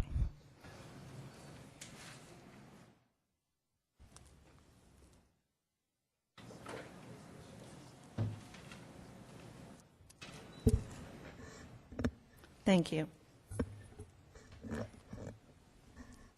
And we'll go to Amanda Scott. Thank you. I make a motion to approve the minutes, or item number 3. We have a motion by Scott and a second by Laurenti to approve the minutes on item number 3, and we'll go to Ron Sasso. I would ask for a little latitude, if I may, as unfortunately I was not at the meeting that, and am not necessarily commenting on the minutes, even though I had encouraged us to have a meeting, and unfortunately was unable to be here because of the passing of my father. A lot of things continue to be said on this, and I take my role here very seriously. I like to believe everybody here does. I try to take every vote seriously and look at it for what it is. There was a unanimous decision based on the evidence presented. That evidence, in my mind, in what I heard, in what I read, focused primarily on voting was the issue. Now, I'm going to say I don't agree at all with the comment of saying our president is not from America. I don't agree with that. I may not like our president all the time on his decisions, but that's not what I'm saying. Anybody who knows me knows I am not, will never be racist. I also will say that, again, the comments made, I felt, were not of that nature. I stand by my vote at that time, and some of the questions that I raised in that executive session included, from the time in less than 2 months that Alderman Clayton was on council, there were 2 issues that were investigated. And I asked, from that time in which this happened, has there been a change? Has there been any other problems? Has anything else come forward as a concern? The answer I received was no. I sit here next to Alderman Clayton, and personally, I see there's a lot of stuff still going. There's a lot, and I feel that it's still being perpetuated. All those in favor and against, please stand. And yet I see, at least with what I'm seeing, is he's handling a very difficult situation from what was, in my opinion, still a mistake. But he is handling himself fairly well, considering. I also was the person who elected to verbally chew him out in executive session. And I like to think I did a good job of that. I have repeatedly called for us to work together as a council, and I would really, really like to see that happen.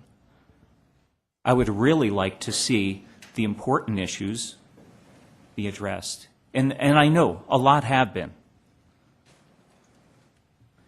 And I apologize if perhaps I am a little distracted right now and just my mind is not as clear as I'd like it to be. But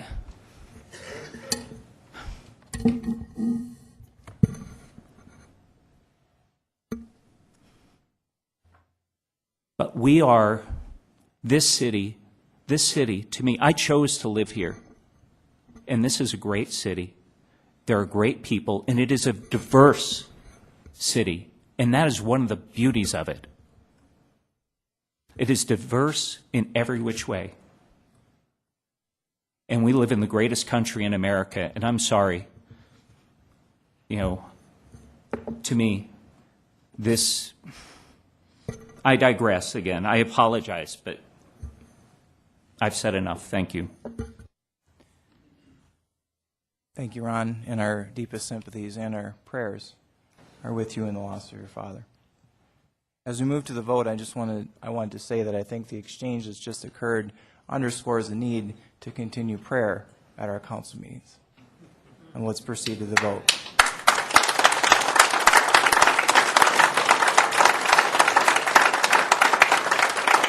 All in favor of the motion to approve the minutes, please say aye. Aye. Opposed? Motion carries. We're now on item number 30. And if our Public Works Vice Chairman, Richie, if you could read this. Item number 30.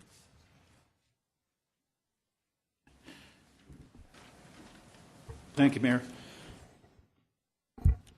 Item number 30 is authorize the mayor and finance officer to sign professional service contract with BF Variety Store, Inc.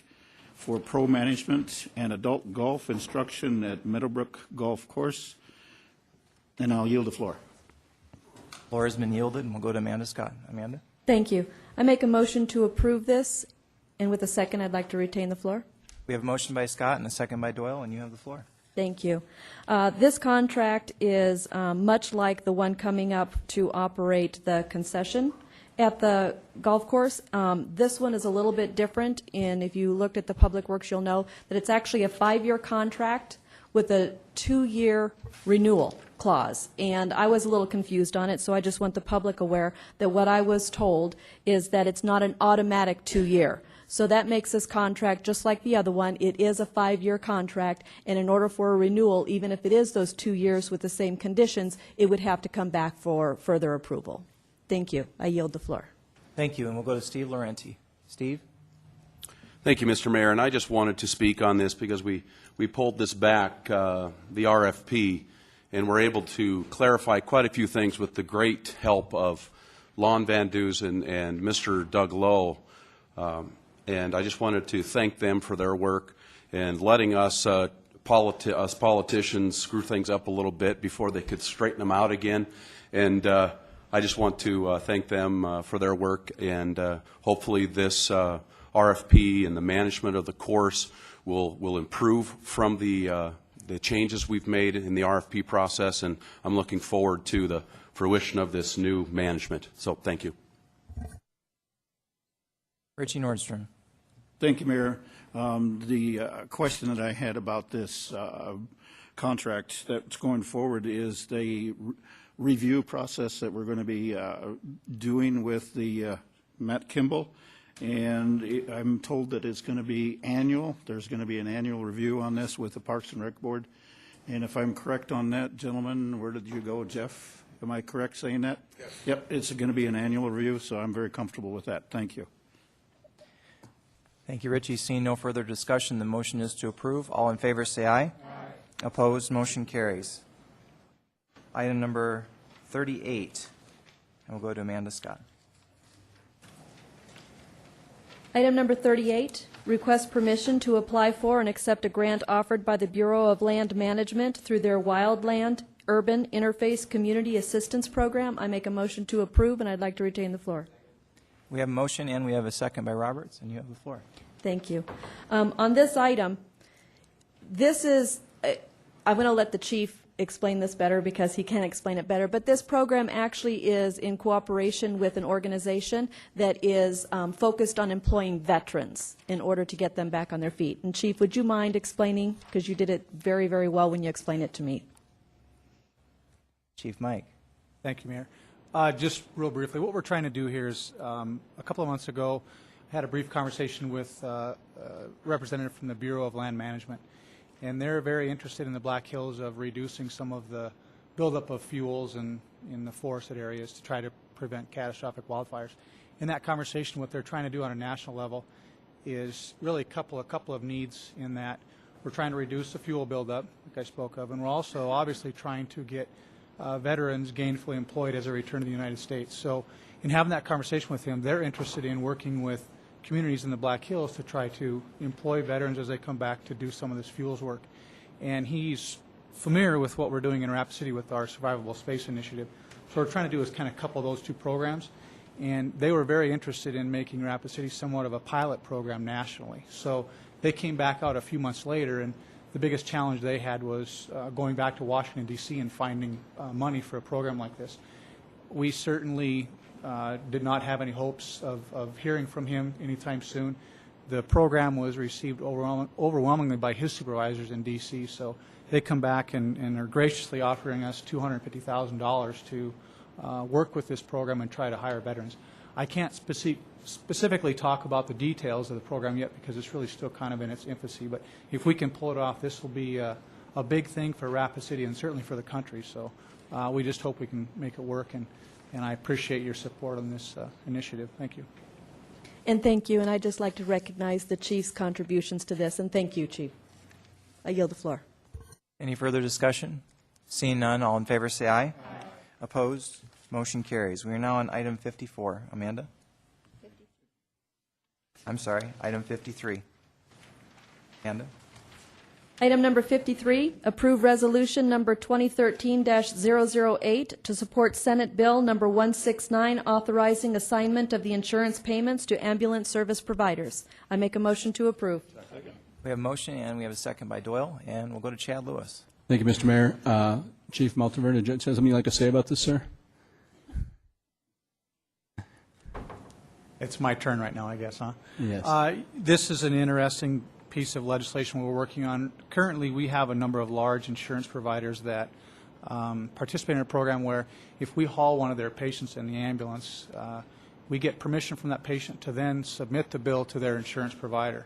That insurance provider then, in turn, pays the individual or reimburses them the amount of the ambulance bill. What's happening is the patient then does not turn around and extend that payment back to the fire department for their ambulance ride.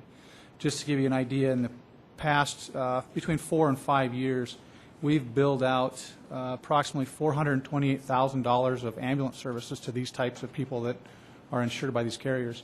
We've only received $41,000, which leaves us with about $387,000 of uncollected ambulance bills in the last roughly 4 to 5 years. So it's starting to escalate and become more and more of an issue for us, which then creates somewhat of an inability for us to operate a successful enterprise fund for the city, so, and could potentially cut away at quality of services and all that. So we're going to peer, and we're going to testify this week in favor of a bill that would allow the insurance provider to just send us that money direct and really take out the patient, since the service has already been provided. You took the words right out of my mouth. Well, and we talked. Thank you. Thanks, Chief. I just want to make sure the public was aware of what that resolution was about, and I appreciate the Chief keeping us informed. He first informed us at the legislative breakfast we had with all the West River legislators, and that's a really important bill. And so make sure you call your legislators and tell them you're very much in support of it, because we're losing a lot of money as a city, so we make sure we get out there and get our support for it. Thank you. And this is in Senate Local Government on Wednesday morning at 8 o'clock. What was that? 7:45. Sorry. Don't be late. We have a motion to approve the resolution. All in favor, say aye. Opposed, motion carries. Item 54, Amanda. Item number 54, approve a finding that all feasible and prudent alternatives to the siding and window replacement at 920 St. James Street have been pursued, and that all possible planning to minimize harm to the historic property has been taken. I make a motion to approve. We have a motion and we have a second by Laurenti to approve the finding that all feasible and prudent alternatives have been pursued. And we'll go to Richie Nordstrom. Richie? Thank you, Mayor. I wonder if I can ask Bill Katzloff to come forward. And I've got a question for you about this 920 St. James. On this property, you're part of the commission that is doing a review of that property, is that correct? No, sir, I'm not on the commission. I served as an ex officio member of the commission for many years, and I'm a student of historic preservation for the last 10 years. What I need to do is call upon your expertise as a student now. Who taught you? Who taught you as since you were a student? Who taught you in that course? Well, I never passed, Richie, but no. I'm still learning. We're always in school, but a lot of people. I've had a lot of help. What I'm curious about, Bill, is on this property, and please educate me on this, is that the approval has to do with prudent alternatives. Could you explain that a little bit further? Excuse me for being fuzzy on prudent alternatives. Well, and I really appreciate you asking the question. One of the reasons I moved here is because I don't want Rapid City to become like many of the cities in California. And I want to see our culture, our buildings, our heritage all preserved, and that's all part of that. But everything, the foundation is based on the Preservation Act, okay? That act filters down to the state. The state filters down to the city. One of the obligations of this council, if this motion is passed, you said you have in fact explored all the feasible and alternatives, okay? And I just want you to take that motion seriously because to my knowledge, that hasn't been done. There are potential alternatives, which I think would also help the homeowner in this case. Bill, did you make those recommendations to the commission? No. Thank you. Could I ask, Fred, are you a member of that commission? Jane is? Let me talk to Jane then, please, if I may. I'm sorry, Fred.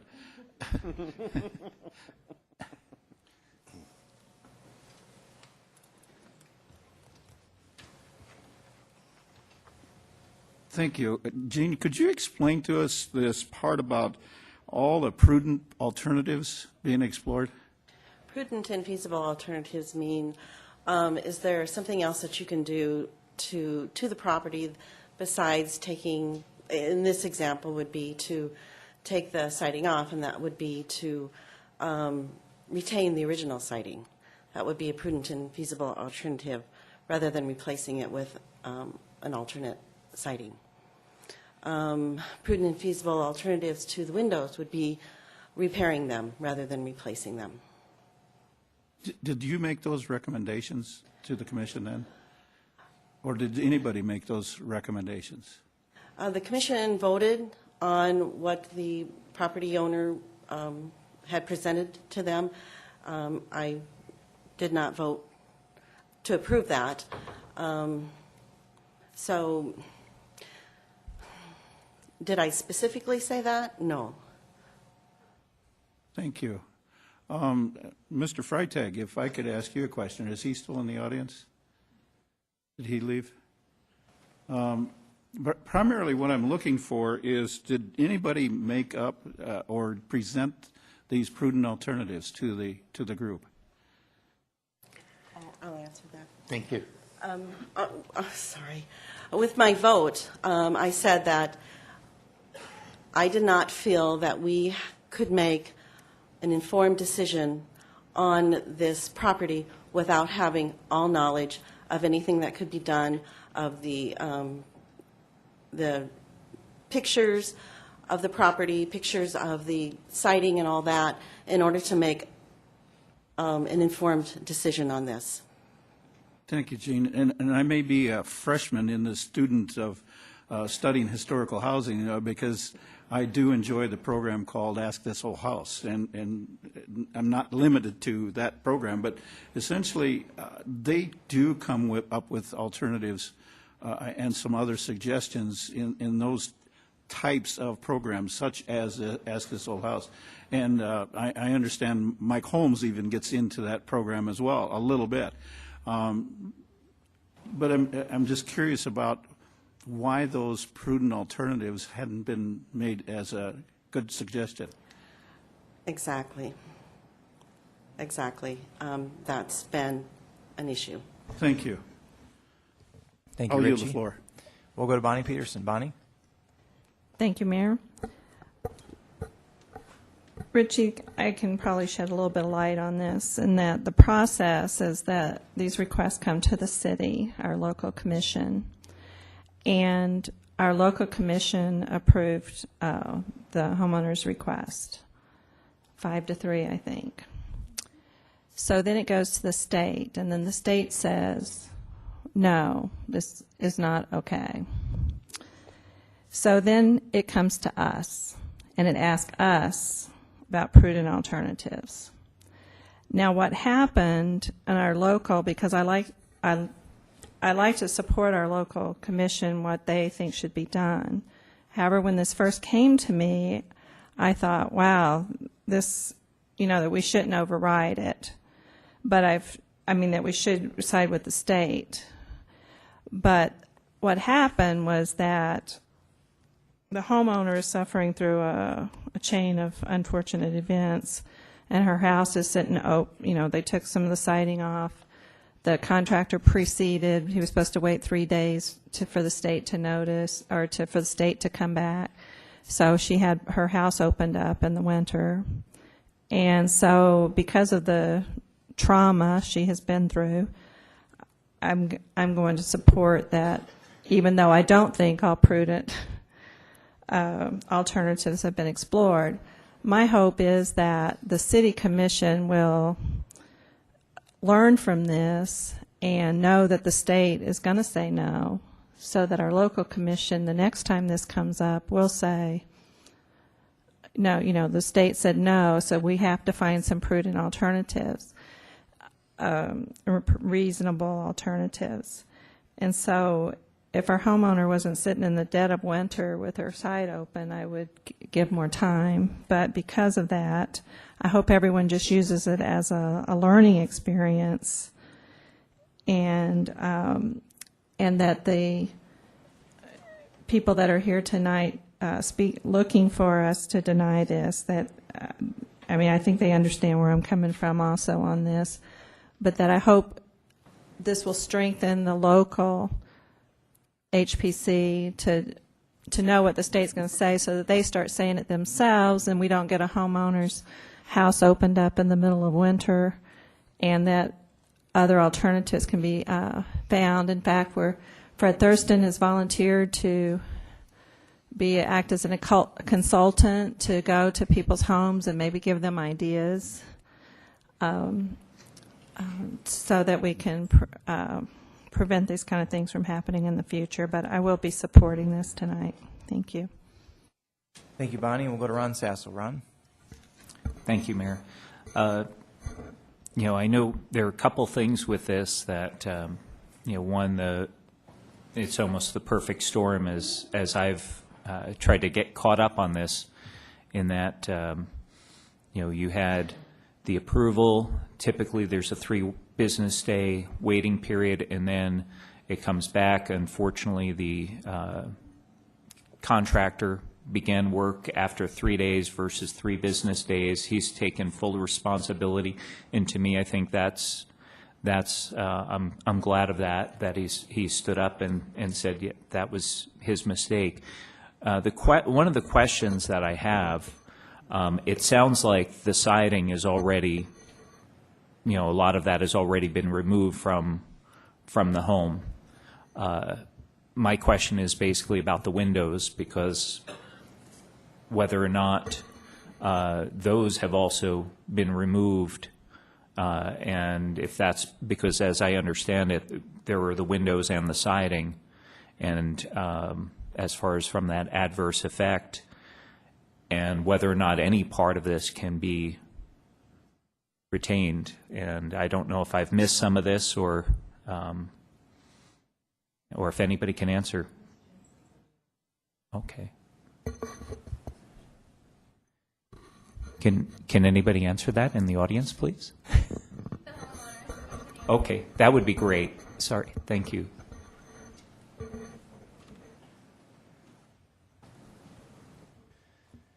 Good evening. If you can identify yourself for the record. I'm Carol Jensen, the homeowner at 920 St. James Street. And yes, part of the siding has been removed completely down to plastic wrap. The windows have not been replaced yet. They are all still there. Okay, that I appreciate that, and I'm going to guess that the R value on plastic wrap is not very good. No.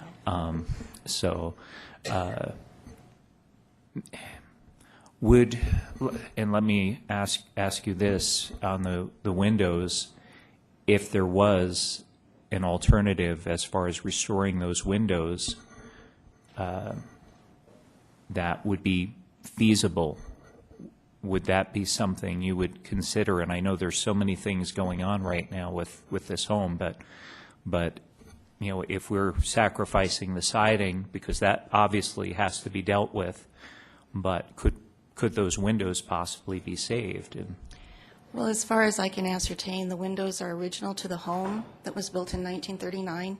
They're single pane windows. They're very inefficient energy-wise. They've started to rot. Our contractor provided photos to the Historic Society indicating and showing where the windows are rotting. I have no idea how much it would cost to repair those windows, but from an energy efficient standpoint, the new windows that were selected are double pane windows, but they have the exact same look that's original to the house. I've got a house that's 1950 and has those windows, and as long as they're not rotting, they're pretty good as far as the insulation. But yeah, without, and the pictures, unfortunately, the pictures we have aren't great as far as determining the shape of those windows. So anyway, I'll yield the floor. Thank you. Thank you. And we'll go to Chad Lewis. Chad. Thank you, Mr. Mayor. Ms. Jensen, could you please? Thank you. I had spoken to you earlier on the phone when you first discovered this problem. And as it was explained to you originally, ma'am, could you please describe the process of which you went through to get to the point you are now, if you could, for the public? Okay. I purchased the home in the beginning of November. At that time, I did not realize that the house was in the historic district. Nowhere in my documents, my sales documents or anything, did it indicate anything as such. In my ignorance, I thought the historic district was West Boulevard. I immediately determined that I wanted to make improvements to the home, and I contacted a reputable contractor who had done business or had done work in that area before. He informed me that it needed to go before the Historic Commission, which I supported wholeheartedly. I feel that I want to have the home be compatible with the historic era in which it was built. I have no objection to that. But I do believe in using materials that are energy efficient. Anyway, what happened then was he went to the Historic Society meetings. I believe he went to 2 or 3 meetings. They took pictures. They came out and looked. At no time I was represented by the contractor at those meetings, so I did not talk to any members of the society. He told me, I believe it was Friday, January 4th, that it had been approved. And the following Monday, they came and started doing demo to the house. And it was my understanding that afternoon one of the members of the society came by and told them or asked them if they had a permit. Previously, they had not had to have a permit when any work that they've done. they said for siding and windows, a permit was not required. So at that point, they just did what they normally did and started the work immediately. Because we had waited, we wanted to get started before the cold winter months started. So then everything has ground to a halt. We've had many cold days between the 1st of January and now. And then I understood that it went to the state and they denied it, and we went through the process. Thank you, ma'am. Sounds to me like the only thing you're guilty of is having a contractor who's prompt and got there on time. Well, obviously this is not an issue that you've perpetuated yourself. You put your trust in the contractor to do his job. It's not disclosed on any documents when you buy a house in a historic district, which is something that I know Mr. Kesloff is trying to work on right now to try to get codified in South Dakota law as a part of the disclosure, and it may not be a bad idea. I suggested to Mr. Thurston that perhaps we should hold a class for realtors to on buying and selling in historic districts. And you can look up for those fellow realtors out there, you can look at the map up there, and it does have a list of, you go to rapidsrcw.org, and it does show the historic districts in which buildings are conforming and non-conforming, just for future reference. But I think in this case, you've done your best, ma'am, and I much hate to lose a historic building. I certainly don't want to see you and your family freeze anymore. The rest of the winter, I'd like to just get you on your way and move on. I guess it's just to be a bitter pill to swallow for the historic district, but I really don't see a way to make you penalize you, especially financially. So, thank you. Thank you, Chad. To Charity Doyle. Thank you, Mr. Mayor. I only have one question, and I'm not sure who to direct it to, so I'll ask it and see who jumps up, if that's okay.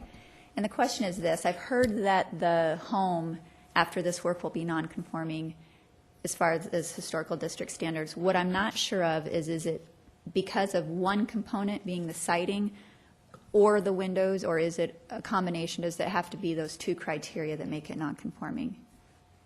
Ms. Kesloff?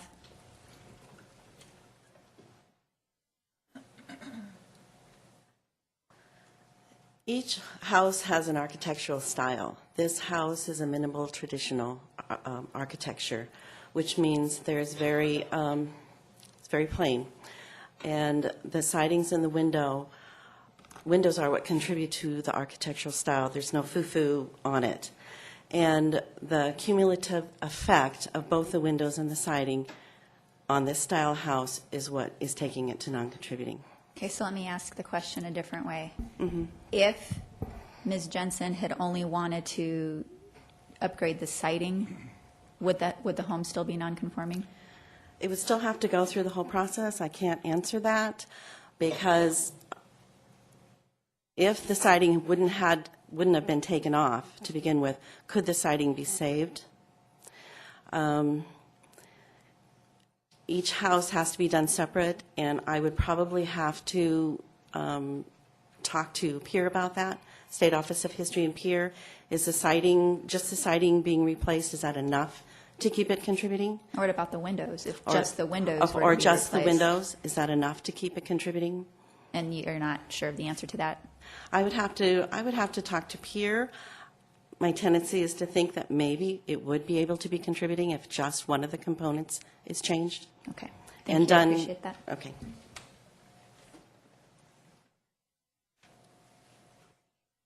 Do you not have any further discussion? The motion is to approve the finding.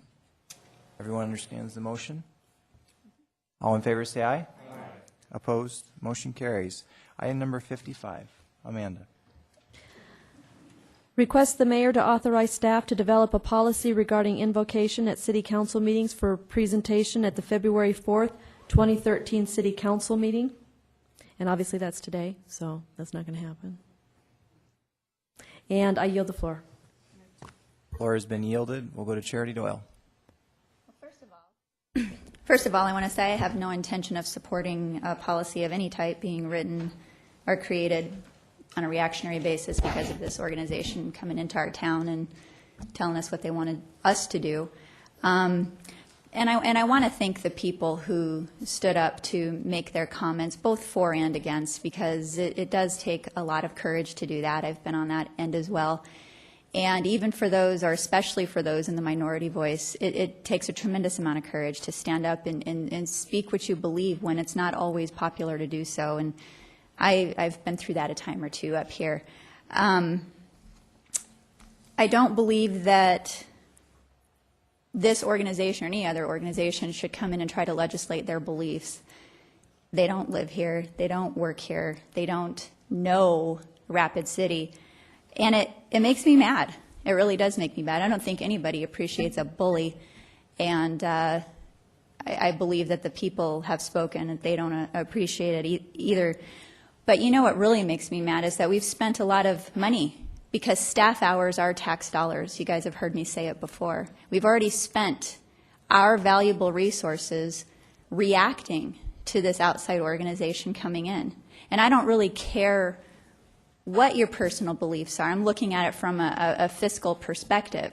And so from the standpoint of investing more taxpayer dollars into creating a policy, again on a reactionary basis because this organization wants to tell us what to do, I completely disagree with that. And the way I look at it is we have general public comment on each and every agenda. Anybody can come and pray if they want to, say anything they want to us. General public comment, no holds barred. So I don't know what difference it makes in having an actual slot for an invocation because we know somebody's going to come up and offer a blessing to this meeting, or allow them to come during general public comment. I really don't see a difference. So again, I'm not going to entertain supporting a policy to deal with these types of organizations. Thank you. Thank you, Charity, and we'll go to Chad Lewis. Yes, sir. Thank you, Mr. Mayor. I'd like to make a motion to continue the tradition as we currently practiced. If I get a second. Thank you, and I'd like to speak a little bit. You know, one thing, folks, I've said many times from this dais is one thing I ask for in my government, besides getting out of my way, is having a steady hand at the ship. I don't think that we have a long tradition in this city, and I'm not just talking about prayer before meetings. I'm talking about knee-jerk reactions to people stepping up and saying they don't like something, they don't like the way things are going. And so we've changed the entire way we're doing something just to accommodate a few loud people. I don't believe in that. It's not. To me, this isn't much about the religion as it is. What Alderman Doyle was just saying is I don't like being bullied. I teach my children not to be bullied. I teach them to step up and defend themselves. If someone is going to bully them, then you need to defend yourself, son. Their principal probably doesn't want to hear that, but that's fine. I think that it's the right thing to do. I don't think it hurts anybody. I don't see where this is actually offending anybody. I think it's not bad to remind us to be humble up here. Remind us that we serve a higher purpose than just ourselves up here as our own individual selfish reasons for being on the council. I think that's a good thing. I think it's not a bad moment to pause and to reflect on that. So, you don't have to pray at that time period. Like Alderman Sasso has said, you can just sit and think about something else if you want to. And I would invite other religions and other faiths to step up and offer their prayers as well. I mean, this is a very diverse community. I think it's important we represent those views as well. But I think that to go ahead and when there's no lawsuit even pending at this point, and simply because of the threat of it, to say, well, we're going to change everything we do right now, I don't think that's the right. I don't think it's responsible as a government to do that, and I'm not going to support that. So I would like to make that. I made that motion. I really support us just continuing the way we've been going for now. I don't see us harmed anybody. And I appreciate all the speakers out there and all the support I've seen out there in this audience tonight, and thank you very much. Thank you, Chad. Steve Laurenti. Thank you, Mayor. And if I could, I would like to ask the city attorney a question, if possible. Go ahead. Joel, if you could tell us what the benefits are of having a policy, if you could just speak about that, because I know you have your memorandum here, and I'd just like to hear you. I'm sure everybody has read it, but I'd also like to have the community hear it as well, so that they understand that why this is we're wanting to go with a policy to make it official. And then I'd like to maintain the floor if I could. Thank you. Thank you. A policy would help in that we could put some simple guidance in place. Most of the research I've done, the policies do not direct what the person says. In fact, one of the ways you can be accused of establishment is if you tell people what they can say. So the policy wouldn't require telling people what to say. In fact, it would say more than likely that we would not direct what was said. It establishes that we are not attempting to establish an official religion, things like that. And it's just a policy statement, I think would assist us if this group ever did decide to litigate. Most communities that do continue having invocation that have faced this, I believe they do adopt a policy. We've begun pulling policies from various communities and looking at those and the case law and comparing them. So anything we write hopefully will help us in legal defense if we were sued for continuing the invocation tradition. Thank you, Joel. And I would hope that, I can't support the current motion on the floor, the amendment. And I would hope that my fellow councilman, Mr. Lewis, think about the words that he just said, that he teaches his kids not to be bullied, that they need to learn how to defend themselves. That's what part of this policy that you just heard does. It helps us defend ourselves. And I made the motion at the Legal and Finance meeting to direct staff at the behest of the mayor on this policy, because we do need to defend ourselves, because there are people who want to see these rights, inalienable rights. And what does inalienable mean? It means that the possessor cannot take them, cannot give them away. Well, I suppose if you believe the possessor is God, then he can surely take them away. So not only are they inalienable, but they're fundamental. And that means they don't come from man. In this country was founded on the creation of this country, of this earth, by God. These rights that we have, this freedom of religion, doesn't come from man. If you believe that, then it can be taken away.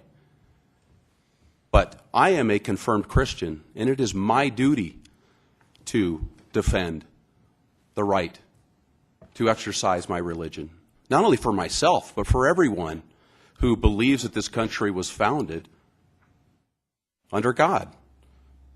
And that has been a tradition since the very founding of this country. Now, there are those who would like to see us have a moment of silence. You heard a little bit about that tonight. But let me tell you what a moment of silence does. It immediately takes away the free exercise thereof. It violates the Constitution immediately. Because if I'm sitting in silence and I'd like to stand up and say something instead to exercise my freedom of religion, wouldn't I be then breaking that very moment of silence? Because what they really want, ladies and gentlemen, is conformity. They want us to conform to a way that they would like us to see, that they would like to see on how we express our freedom of religion. That's not freedom, and it's not the free exercise thereof. And so I will fight. I will fight to ensure that this city has a policy, one, because we are defending ourselves from what will come, the bully. And they're trying in all corners of our country. And I have to say, I spoke to a constituent, I believe it was Sunday. Yes, it was Sunday. What a great day for it, actually, now that I think about it. But it was at a meeting, because I'm sponsoring one of my junior in my son's high school for confirmation.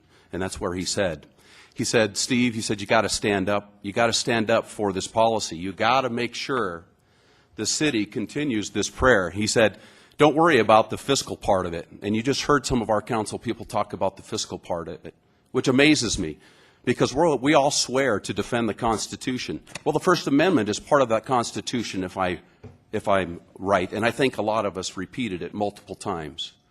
This is not about a fiscal problem. This is not about the fiscal stress. This is about maintaining one of the core rights given to us by God, not by man, not by our founders. Our founders knew where it came from. That's why they did what they did.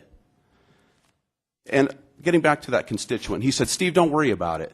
He said, I can guarantee you, because I will be one of them, but there will be at least, you'll easily find 100 people that will give $1,000 to create a $100,000 defense fund. Then I went even further. I started thinking to myself, well, yeah, he's probably right. That would be easy, probably, to find 100 people in this town to give $100,000 each to create a $100,000 defense fund. But I think it would be even easier to find 1,000 people to give $100. But I think it might even be easier if 100,000, I think we could find 100,000 people at least around this area, including just about every man, woman, and child in Rapid City, to give $1 to come up with a $100,000 defense fund.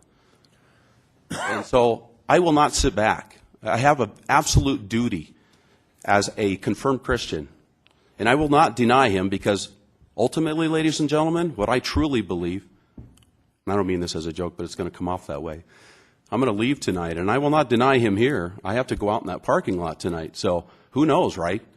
And I'm not going to deny him here. And I will not deny him at any time in my life, whether it's popular or not. This is not about popularity. This is about doing what's right, not only as a devout Christian, but as a duly elected official who swore to defend the Constitution of the United States. And I will not shirk that responsibility. Thank you.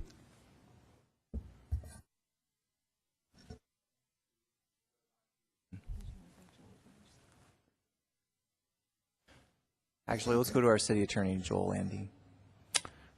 Thank you, Mayor. Based on the motion on the floor, this might not be relevant, but if you decide to proceed with having me direct a policy, I had originally hoped that we could have something fairly quickly, but I was discussing it further with council members and the mayor. I think it's important that we take sufficient time on this, so I would ask that it not be brought forward on the next agenda, but that I'd be given probably 30 days to get something together. We've already started working on research. Actually drafting it, get some additional time. Thank you. And Joel, just so everybody is on the same page, the policy would not include reference or requirement for a non-sectarian prayer. I haven't decided yet. Ultimately, that would be up to the council what the language is. Some policies have that, some don't. One I'm looking at does not. Again, what I want to do more research on is this whole concept of that you do not specify what can be said or not said, that you just kind of leave that alone, that is up to the person doing the invocation. Thank you, Joel. Bonnie Peterson. My magic's not working. Thank you. I'd make a substitute motion that we direct Joel to bring us back a policy and allow him up to 6 weeks. Okay, thank you.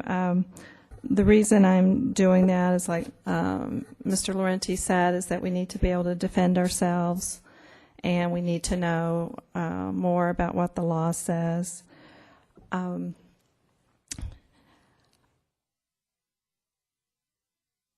I feel that everyone's relationship with God is personal, whether they believe in the God of the Bible or they believe in the spirit of the universe, or whatever they believe. I believe everybody has their own unique spiritual selves, and I do believe that those have to be honored. And of course, we live in a majority of people that believe in the Bible, and so obviously that's what this council needs to stand for, because it is by far the majority.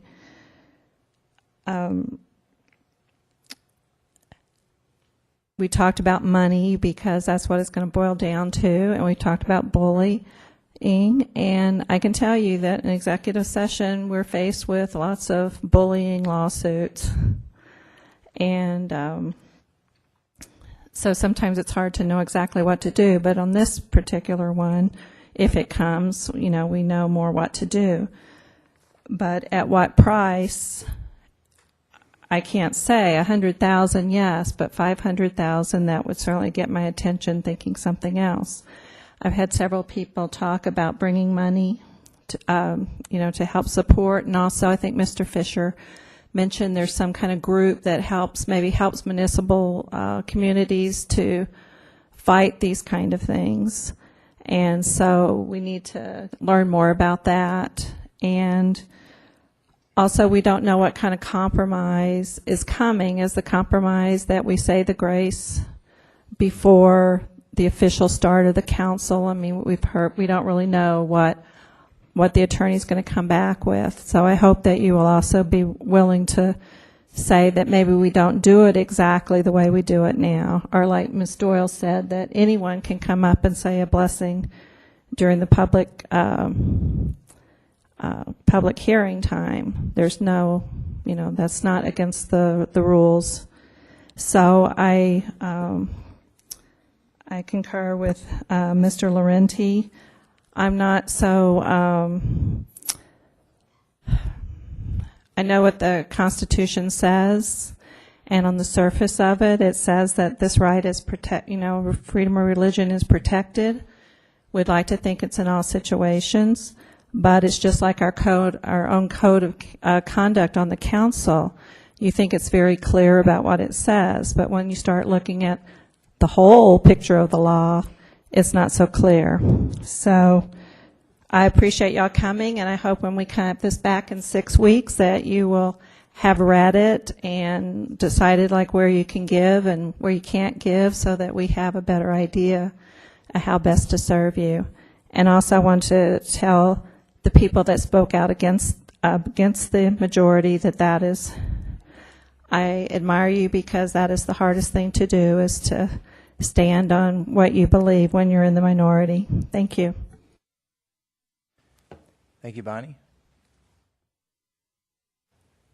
And we'll go to Ron Sassel. Thank you, Mayor. I know I won't compromise our First Amendment in any way, shape, or form. I am a Christian. I am proud to be a Christian. And at the same time, I also know faith is something that's very personal. I do respect and understand differences, and I particularly appreciate the young School of Mines man who was very eloquent in what you said, and at the same time, I pray up here repeatedly, and I feel that I do, and at the same time, I also feel that the invocation and a prayer, non-sectarian. I don't believe in having it watered down. I believe that I believe a policy that is nondescript is good, and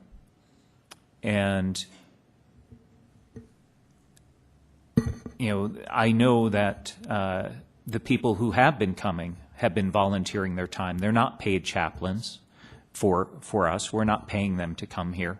They're volunteering their time. And I think our citizens and the makeup of our area is predominantly Christian, and at the same time, over the years, not every invocation has been Christian. I think if you go through our history, it has not been. But I appreciate every single one that is. And I respect the diversity of those who disagree. But I do agree that we should have a policy in place as a preventative measure from any lawsuit, but I will not compromise in what we can and can't do on that. That is something I feel strongly about. So, God bless. Richie Nordstrom. Thank you, Mayor. I'm a person of simplicity. I like to keep things as simple as possible, and my concern is putting together a policy will only complicate things. I believe that the Constitution has given us freedoms. I very strongly feel that it has given us the choice. These choices are available to us. And that's the simplicity that I appreciate that we have with the Constitution in allowing us to have all of these freedoms.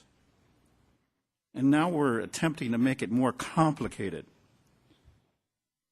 I think that is going in the wrong direction when we have a good, solid tradition of having invocations already in place. I would also make the suggestion that if anybody feels like they need to make their presence known, not only during the invocation, but as Alderwoman Doyle suggests, is that we can make this open to the public in the open public comments in that section. if there's any denomination feels like they're being left out, and I can think of a couple of them that we, in my short term of being in office, I have not heard a prayer from them, and I would like to hear them being offered up. So I would like to encourage those denominations that have not had that opportunity to come forward and give us part of that invocation to make a suggestion or call the mayor's office about that, to give that invocation, to have that opportunity for that invocation. I'm definitely on your side, but my concern is the policy will make things complicated, and I'm not complicated. I don't like things that are complicated. Thank you. Bill Clayton. Thank you, Mr. Mayor. I have to disagree with Alderman Nordstrom. I'm sorry, and not because I'm complicated, but you know, Richie, as a former military guy, you know when somebody rises against you, have a plan. And I think having this policy is having a plan. I came tonight with some prepared statements, but as is typical, other people speak, other people cover what you thought you were going to say. You hear things that just move you in a different direction. And forgive me if this is just a little bit disjointed. To the gentleman from School of Mines, and I'm sorry I forgot your name. I was trying to write down names as people spoke. Colt, you're articulate and you're brave. You have my admiration for being able to stand there tonight and say what you did. It reminds me of a story, two, as a matter of fact. One of my dearest friends in this town, State Representative Don Kopp. For those of you who don't know him personally, if you have a personal relationship with Don, he's Pete Kopp. I've always known Don as Pete. A little confusing, and I don't even know the story behind the two names. What most people don't know about Don Kopp, my friend Pete, is that he grew up in a Bible preaching household. His mother, Marcy, was just a wonderful, wonderful lady. And Pete, in his younger years, thought he was an atheist. And in his atheistic views, set out to disprove the Bible using science. And the harder he tried to disprove the Bible using science, the more he found that the Bible proved science. I will say this, Christianity is not a religion, and I see laughter, but it's okay. You know, I was young once too. And as we grow older and we're exposed to things in this life, wisdom, I always say, comes with gray hair. And if you don't have any gray hair, you're too young to have wisdom. Now, Christianity is not a religion of exclusion. Anybody who's been around any Bible preaching is familiar with John 3:16. God gave his only beloved Son, that whosoever shall believe in him should not perish but have everlasting life. It is God's will that nobody perish. Nobody is excluded. And all of us have heard, love the sinner, hate the sin. The Bible is replete with instructions. Our laws of our land come from the Bible. It's frightening to think how lawless this land might be were we not to have the guidance given in that book. I remember a discussion with my son who said, I hate all these rules. And he had some terrible examples as a youngster of what was wrong with the rules. And I said, well, if there's no rules, then that means I can choose to do whatever I please. How about if I don't like driving in traffic, I'll just drive down the sidewalk? And he said, Dad, that's crazy. You can't do that. I said, you said no rules. We have to have rules. And the rules, like it or not, come from that book we call the Bible.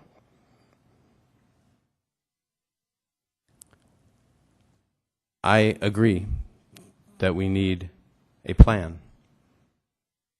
And I look forward to giving our city attorney the time to put together that plan so that we can move forward and continue in the vein we have been and continue with invocation. I thank all of you for being here tonight. Amanda Scott. Thank you. One of the reasons that I am for allowing the mayor to authorize staff to bring forth a policy is for consideration. Just because we're asking staff to bring forth a policy doesn't mean we're going to adopt it. As our city attorney has already explained, he is researching this. This is brand new territory for us. We have a long-standing tradition.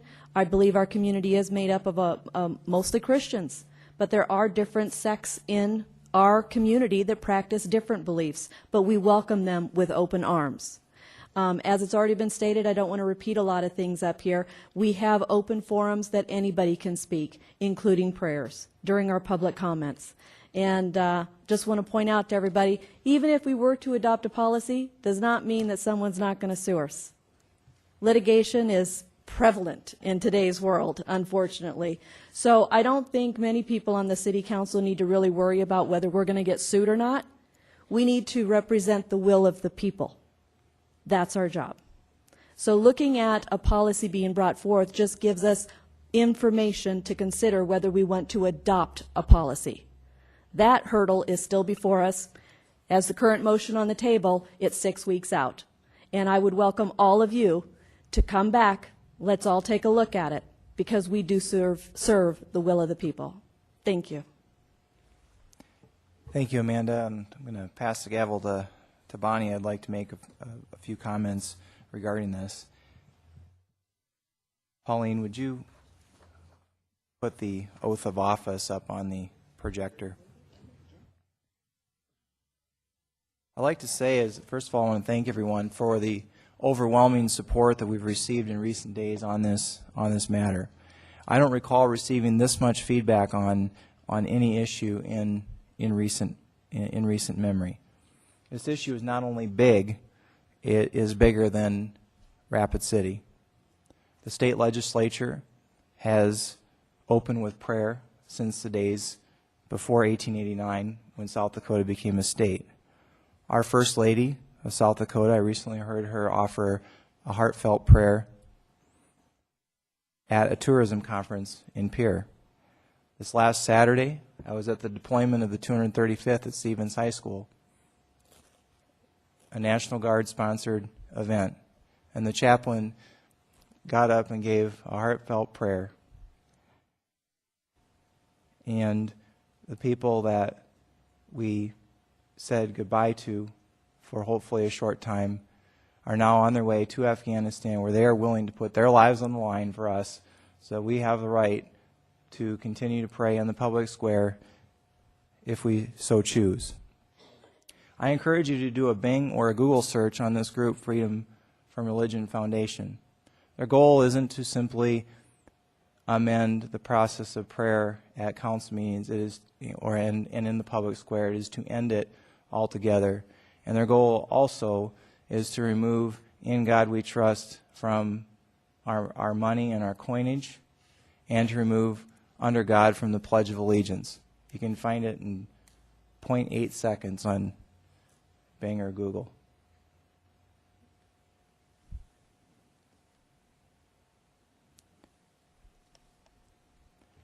Last week I talked to Bob Connect, who was a city council member on our city council in 1960 and 61. And he is the oldest living council member I can find, and he's almost 88 years young. I admire him greatly, and he said that it was a time-honored and cherished tradition at that time.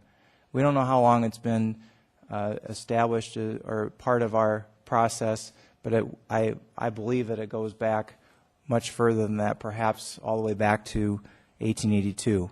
I talked to Don Barnett, who was our mayor during one of the most troubled and anguished times in our city's history, 1971 to 75, who said that every meeting, even during the flood, during the darkest days of our community, that they offered a prayer before the council meeting. I want to show this to you. This is the booklet from the Remembrance and Renewal commemoration that we had last summer at the Civic Center. Now, this was a public-private partnership. The mayor and council, we appointed a committee, people from all walks of life, and including a lot of flood survivors, to help with this commemoration. Many of the funds for this event were donated, but the taxpayers did participate in the sense of the theater space and some of the expenses relating to that. It was mostly privately funded, but there was some public participation. I want to go to page number 12 of this booklet. And I want to read the words of Dan Simpson, who lost his young wife in the flood just a few weeks after they were married. And he says, "The Lord was with me that night. He was with me as Claudia and I exchanged our last glance as I left the house to rescue 3 boys. He was with me in the water. He was with me on the roof. I know without a doubt he was with Claudia, and Claudia is with him." The statement in this book would be just as offensive to the Freedom from Religion Foundation as offering a prayer at the beginning of the council meeting. If we capitulate on this, they will come after the Pledge of Allegiance next. They will come after the oath of office that says, "So help me God." Adopting an ordinance or a resolution, and by the way, I do not support any ordinance or resolution that would require a non-sectarian prayer, but simply bringing forward an ordinance or resolution that, because when we looked into the history of this, we found that it's a tradition. It's an important tradition, but it's a tradition, and it's not in ordinance or statute anywhere in the city of Rapid City. So it's important, I believe, to at least explore the idea of a policy that makes it clear that the citizens of Rapid City, through their elected officials, the mayor and city council, through 2 ordinance readings or a resolution, which will then be referable to a public vote, wants to continue with prayer at the council meetings. And I think Bonnie's motion is a good motion. I think if somebody amended it to say, let's take a year to study it and it will continue as is while it's being looked at, that would be fine with me too. I think it's important also to know that once we do adopt the policy, or either way, the battle lines will have been drawn and we may see a legal fight. Joel has confirmed that we can accept private funds and resources for a lawsuit, and we will be asking for help from the public. Based on my conversations with our constituents over the weekend, I think we could raise $100,000 in 5 minutes for this fight. And I am asking the citizens of this community and this council to all stand together. There's been a lot of dissension lately. There's been a lot of issues that have come up. But you know what? We have a common purpose, and our common purpose is to serve our community. And if we change this long-standing practice and try to compromise this freedom of foundation, this group will just come after something else next. They'll come after our oath of office. They'll come after the Pledge of Allegiance, and they will come after the other cherished traditions that we have. And so I think it's important that we stand firm and we stand tall, and I support the idea of exploring a policy. You know what, we may not like it, but at least we can say, hey, we are exploring a policy. Let's take our sweet time. I'm not in any rush, and we're not going to change our processes while we do it. I also want to address the concern that has been brought forward of the diversity of the prayers. We've had Jewish prayers, we've had Native American prayers, and one of the complaints that I heard in recent days is that a lot of the prayers that we have are offered in our council chambers are predominantly evangelical or Catholic. Well, we're a reflection of our community, but we certainly have made an effort and will continue to make an effort to have diversity in our prayers. So thank you very much for the discussion, and I wouldn't mind seeing an amendment to the motion to take more time to look at this and continue the practice as is while the policy is being looked at. But I don't look at the policy as changing our practice.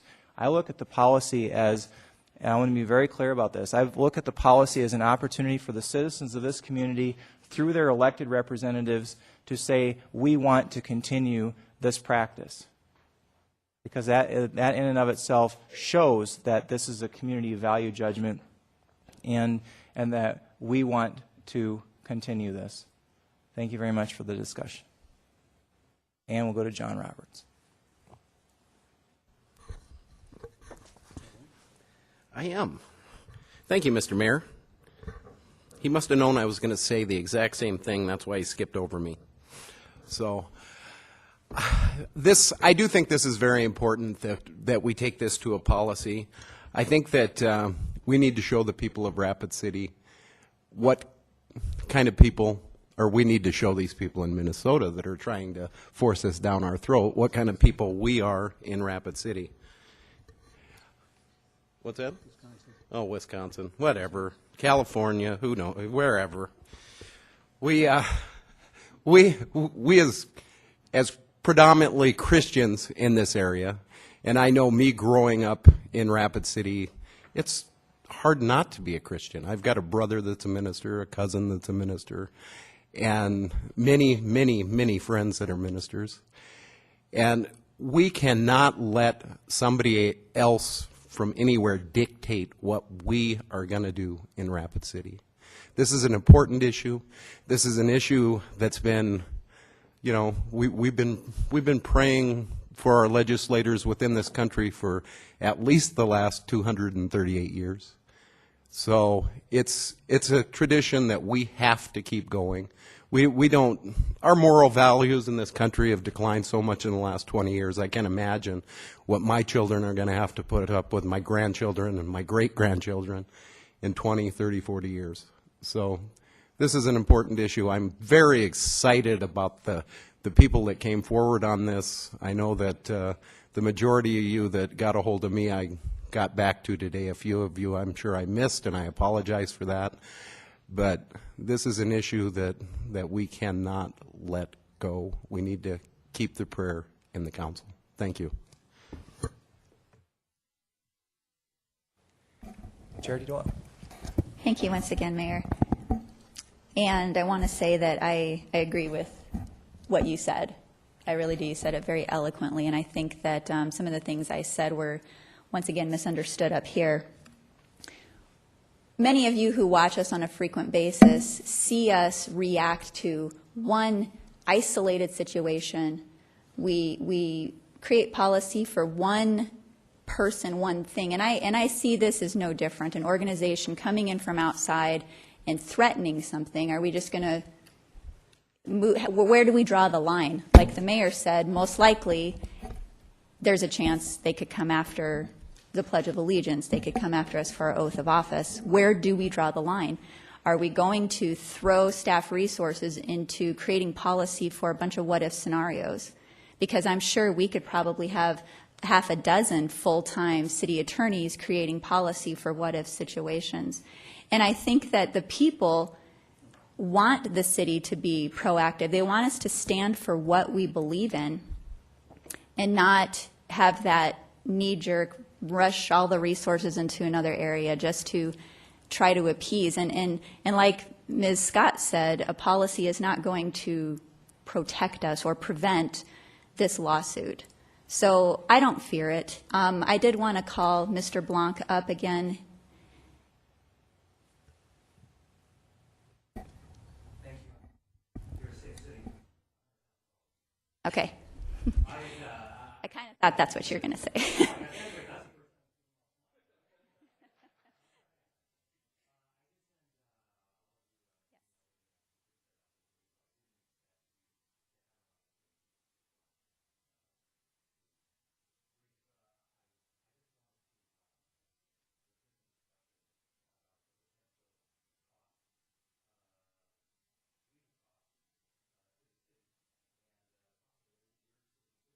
Influenced by that hey, there we go. We have a sound man at church that does the same thing, that knows that he can turn my sound down, so I have to treat him right. So I guess it's that booth over there. Be nice to that guy.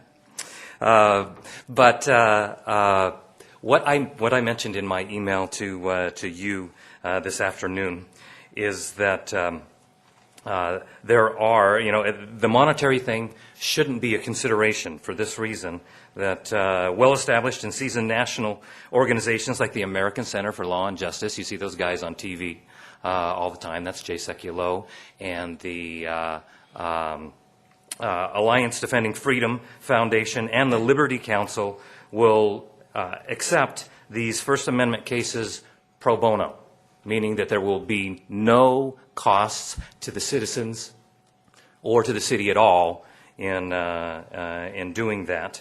And apparently, this is already received.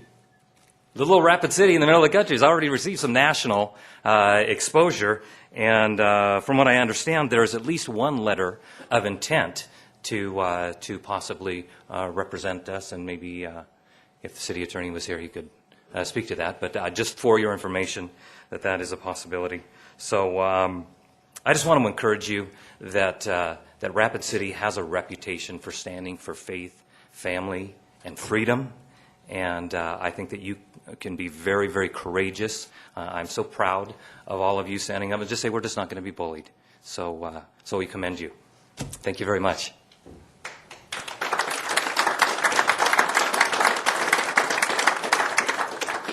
Thank you, Greg. Appreciate that. And I guess from my viewpoint, the laws already exist. The Supreme Court's already ruled on it. What are they going to do? How's our policy going to trump that? I don't know. I guess if we have to look at something, I'll look at something. But I don't see that this body needs to rush and expend tax dollars to create a new policy every time there's a potential threat. If they sue us, they sue us. We'll have representation. I think we'll come out okay. It's already been determined. So I'm not afraid. Let's go. Richie. Thank you, Mayor. Just a couple of points. Alderwoman Scott made a compelling argument, and Mayor, you also made a compelling argument about let's take a slow look at this policy. And it doesn't necessarily we're going to adopt it, but I'm okay with that. Again, it comes back to being, to me, as Alderwoman Doyle already suggested, that we already have these freedoms that are given to us, and to put more complicated policy in place is redundant, and as been stated before, I don't see it trumping anything, but I will take a look at the policy that is generated. But I do want to ask a couple of questions, though, and whoever wants to answer these questions certainly may. There was mention of Ben Franklin making a prayer in front of the Constitutional Congress. And then also, did he have a policy in place? Did he need a policy to put that in place to offer a prayer? Does our state legislature have a policy in place to allow them to do a prayer? Those are a couple of questions I need to ask. And then to the young folks that had the opportunity to come forward and present their points of view, thank you for that point of view that you gave us. And I'm sorry that you had to be mocked for making us smile on some comments that were made earlier. I felt that you folks were discounted, and I think that was unfortunate. Your points of view should be noted, should be taken with some value. Not that you're second-class citizens. In my mind, you're not second-class citizens. And you have your wisdom of some kind somewhere that I haven't had the opportunity to be exposed to. I want to thank you for that wisdom that you presented to us tonight. And I want to just say it's just unfortunate that you were mocked. Thank you. Chad Lewis. Didn't want to be the last one to jump in twice. No, thank you, Mr. Mayor. I guess I'm fortunate, folks. I'm not going to be able to support this motion. I think my original motion to continue the procedure as we currently have it is what I want to stand with. I think there's no need for a policy to waste staff time searching down something we already know how we're going to stand anyway. I mean, this is low-hanging fruit, I think, for this organization to come after the city of Rapid City. They're not going after the state of South Dakota. They're not going after the U.S. Congress. And I think that, there's no reason for us to be. I won't be bullied. I just won't. I'm not going to compromise on this, so forget it. I'm sorry. I'll be voting against this motion. Amanda. Thank you. Call the question. Question's been called. Any objections to calling the question? If there's no objections to calling the question, we'll proceed directly to the vote. Charlene, could you read the motion back for us?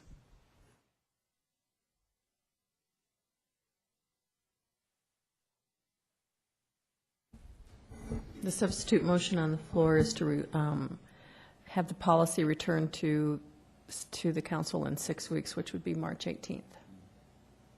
To Legal and Finance. In This is 6 to a weeks, Legal it and would be the Finance March meeting. 18th council, it would be the March 13th Legal and Finance. Okay. And that's okay with the seconder? So this will be coming back for consideration at the March 13 Legal and Finance meeting and the March 18 council meeting. All in favor, say aye. Aye. Opposed? Roll call, please. Scott. Peterson. Doyle. Lewis. Roberts. Lorente. Sasso. Clayton. Nordstrom. Aye. 6-3. Motion carries. We're going to take a brief recess and we'll come back at 25 to 10, 15 minutes.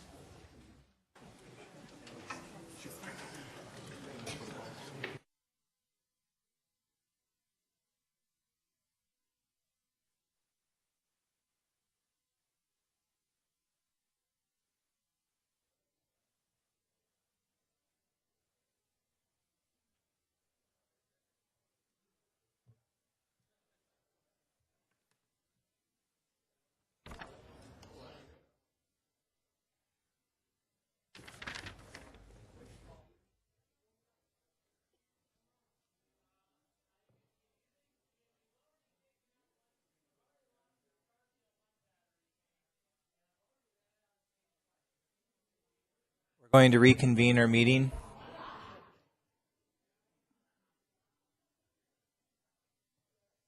Gavel them down, Sam. We will now open public comment on items 56 through 73. Can we have a motion? We have a motion by Doyle and a second by Peterson to open public comment on items.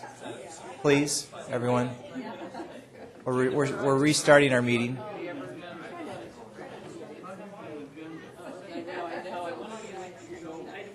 Everyone, please. We're going to restart our meeting. Public comment is now open on items 56 through 73. We have one speaker request form from Carol Ann Pugh. Item 68. Carol Ann. Thank you for your patience. No, I think I'm ready to fall over. I'm just kidding. Yeah, I'm Carol Ann Pugh I own Staple and Spice Market, and I just wanted to bring to your attention the parking increase fee for city lots. I have 5 spaces that I push my employees to park in to get them off of the streets of parking in St. Joe, to open that for customers. And I think I spoke to Miss Amanda Scott. Going from $30 to $40 is a 33% increase. I thought that was a bit stiff. I don't think there's anybody increasing anything by 33%, except for maybe taxes, but I just thought you take it upon yourself to maybe relook at that increase of $10 for each one of those spots. I know that in the paper it did state a lot of other property owners around that area that push their employees to the city lots to get them off of the customer parking. Have far more slots than I do, but 5 is 5, and however you look at the money, I'm a small store and have waited a very long time for those slots. I know there hasn't been an increase since 1997, and I think you had also told me that whoever was looking at where did the $40 number come up with? And if that came from Deadwood, I do have to ask. This is Rapid City. You know, I'd like to know how much money for the city comes from gambling. I don't think we can put ourselves in the same situation as that particular town. And just wanted to bring it to your attention. It concerns me that you'd want to increase. The mayor did ask me, do I have a solution? Something graduated possibly, make the painful bleeding go slower than, $10 at a schwack. Let us get past the fiscal cliff so that I know I can catch up to that amount. And that's all I wanted to say. Thank you, Carol. All right. We do not have any further speaker request forms on items 56 through 73. Did I miss anyone? Seeing none, do we have a motion to close public comment? Motion by Doyle, second by Scott. All in favor say aye. Opposed, motion carries. Item number 56, Amanda. Second reading, ordinance 5907, supplemental appropriation number 1 for 2013. I make a motion to approve. We have a motion by Scott and a second by Peterson for approval of item 56. Any discussion? Seeing none, all in favor say aye. Opposed, motion carries. 57. Item number 57, second reading, ordinance number 5908, an ordinance repealing Chapter 2.88 of the Rapid City Municipal Code concerning the Development, Appeals, and Review Board. I make a motion to approve. We have a motion by Scott and a second by Peterson to approve item 57. Any discussion? Seeing none, all in favor say aye. Opposed, motion carries. 58. Item number 58, first reading, ordinance 5881, an ordinance amending portions of Chapter 17.50 and Section 17.50.010 regarding the chapter title and general provision sections to Section 17.50.010 of the Rapid City Municipal Code. I make a motion to approve. Motion by Scott, second by Peterson. Any discussion? Seeing none, all in favor say aye. Opposed, motion carries. 59. First reading, ordinance number 5882, an ordinance amending Section 17.50.050 of the Rapid City Municipal Code regarding public notice requirements for the Planned Development Overlay District. This was forwarded from the Legal and Finance Committee, and I yield the floor. Before I go to council lights, I'd like to first go to our community planning director, Brett Limbaugh. Sir, of the ordinances you have in front of you tonight, there is one outstanding issue, and this has to do with the public notification policies of the city. As you well know, everything now, as far as adjacent property owner notification, is done by certified mail. And I've explained to a number of you what the issues and problems we have with that, one of which is the cost. It's $5.75 for each individual letter to be sent certified. We had originally written these ordinances to remove the certified mailing requirement in favor of first-class mail.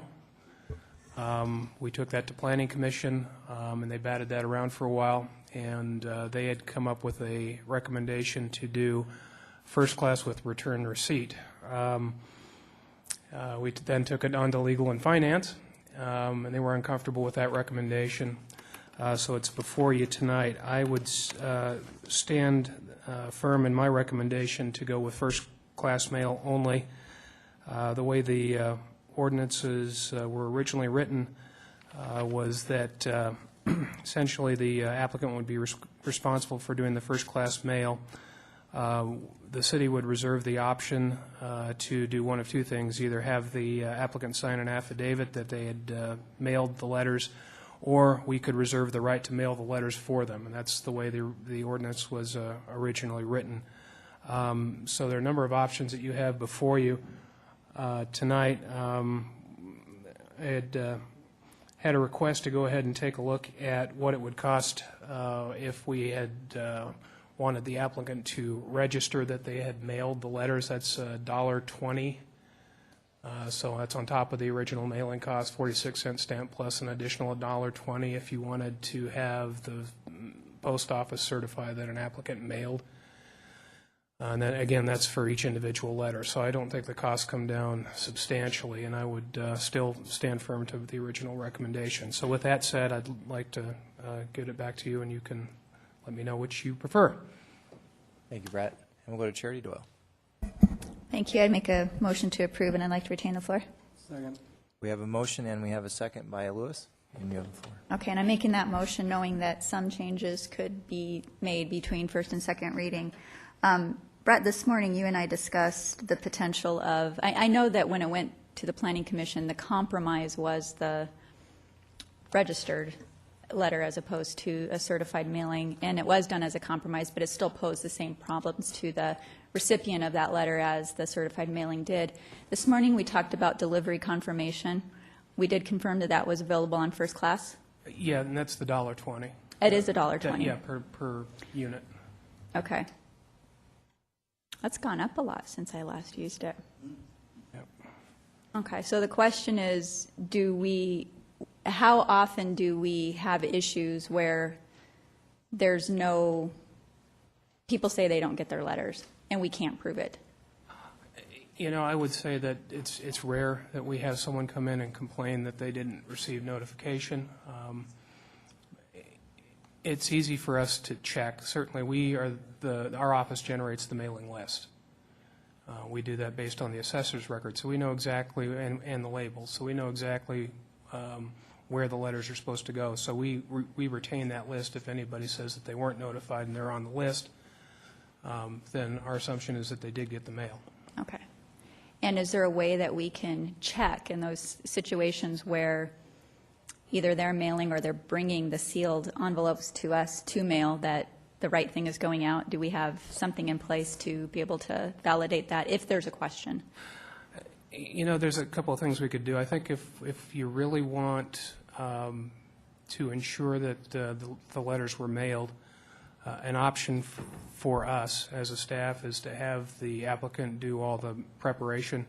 That is to take the letter, put it in the envelope, seal the envelope, put the label on it, the stamp on it, and give that bundle to staff. We could, in turn, then take it to the post office.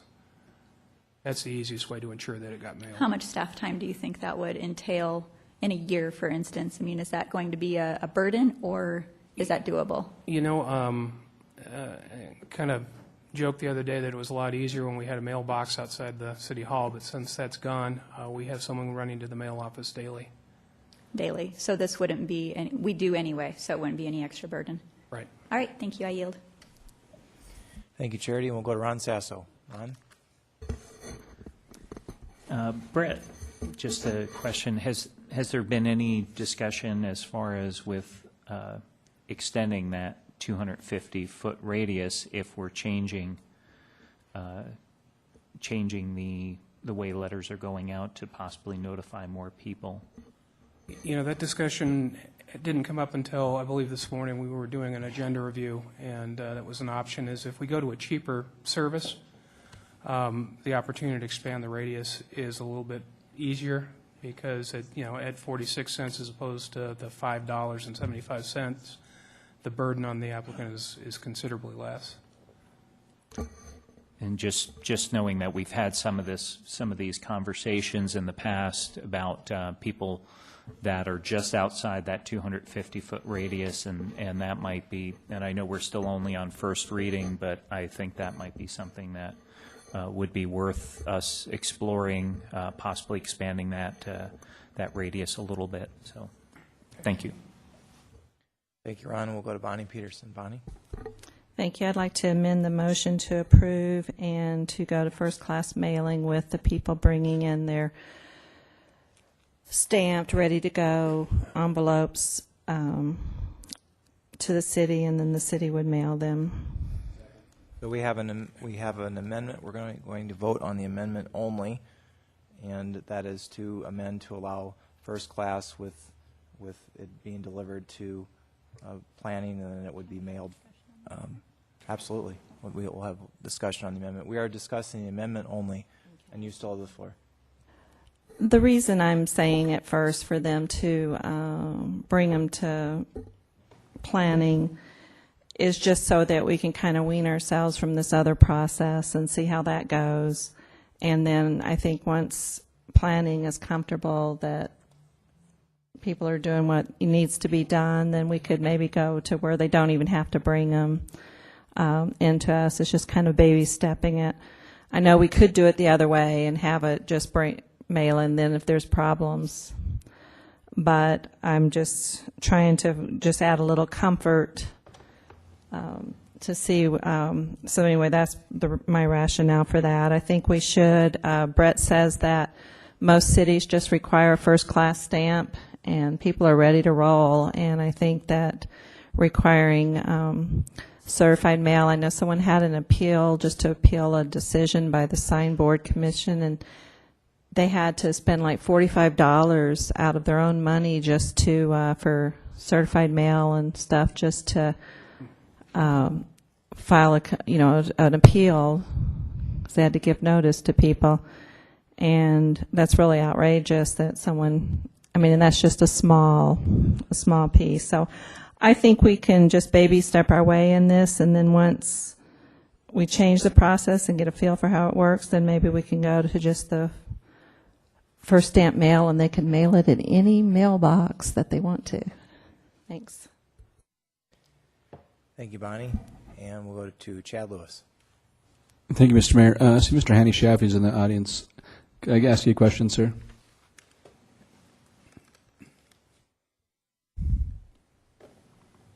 Thank you for sticking around until the cows came home.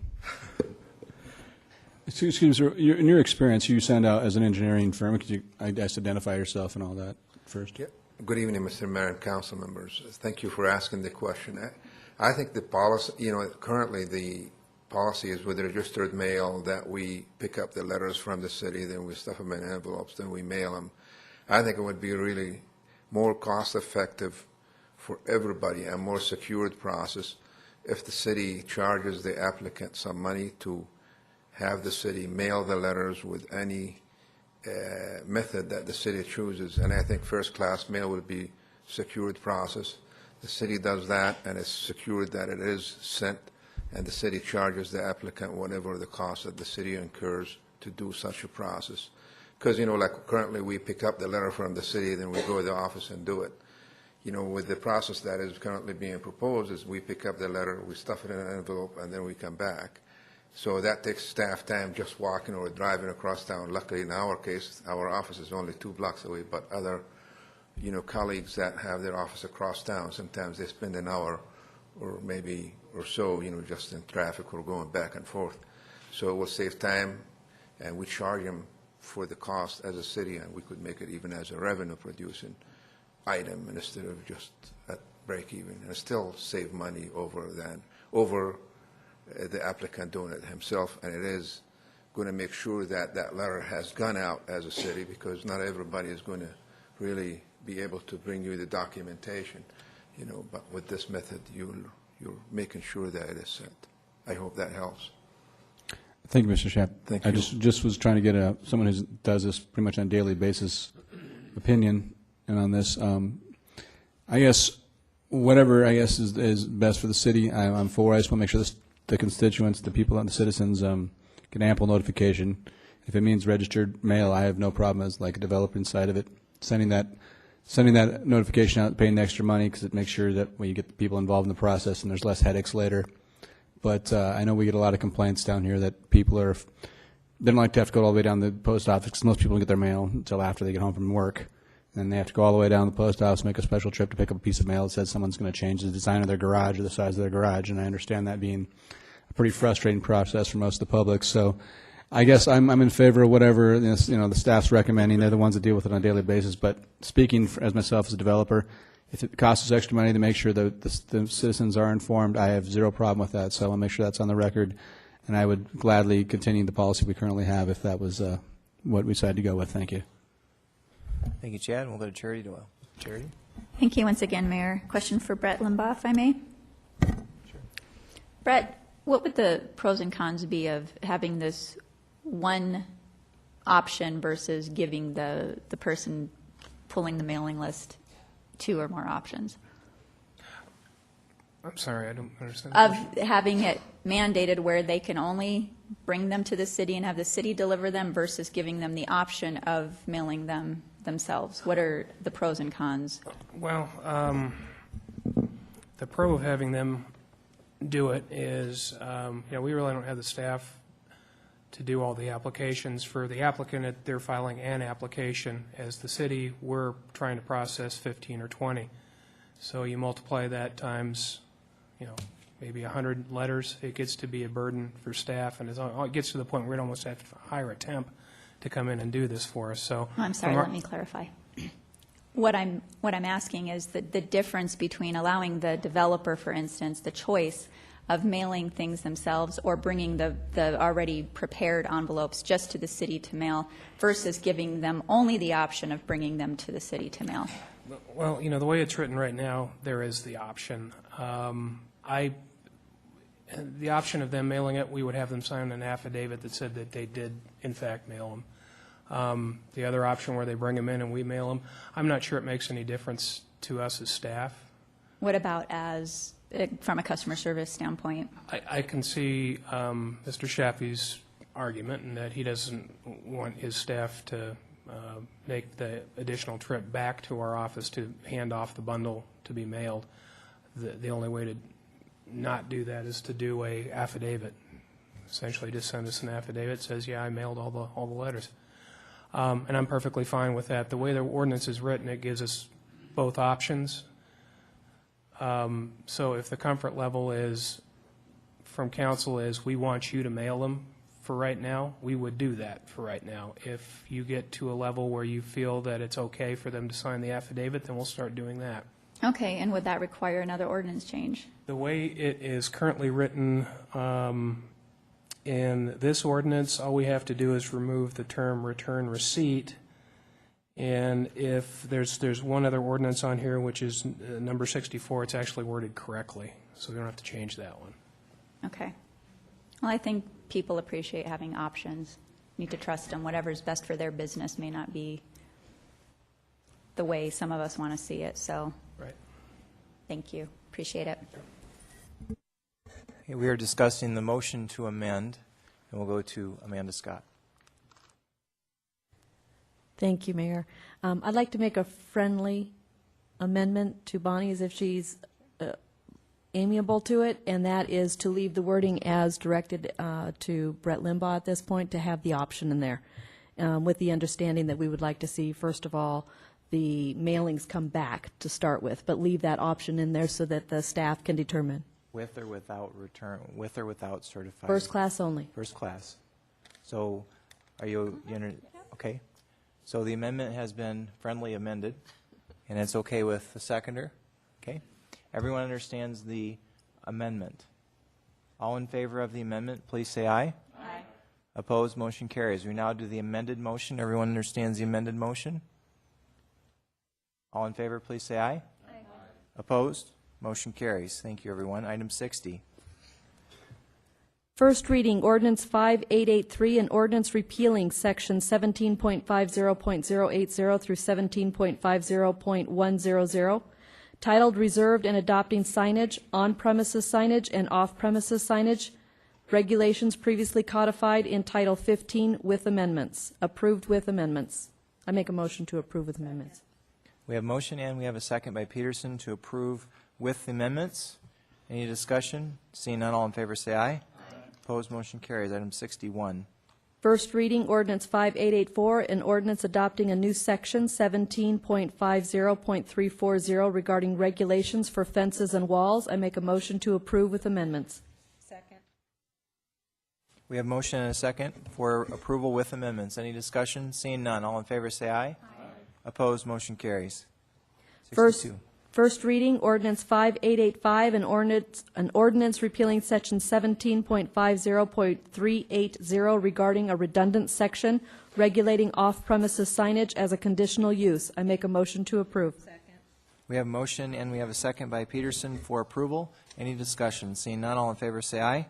Opposed, motion carries. 63. First reading, ordinance number 5886, an ordinance amending chapter 17.54 regarding administration and enforcement regulations of the Rapid City Municipal Code. I make a motion to approve with amendment. Second.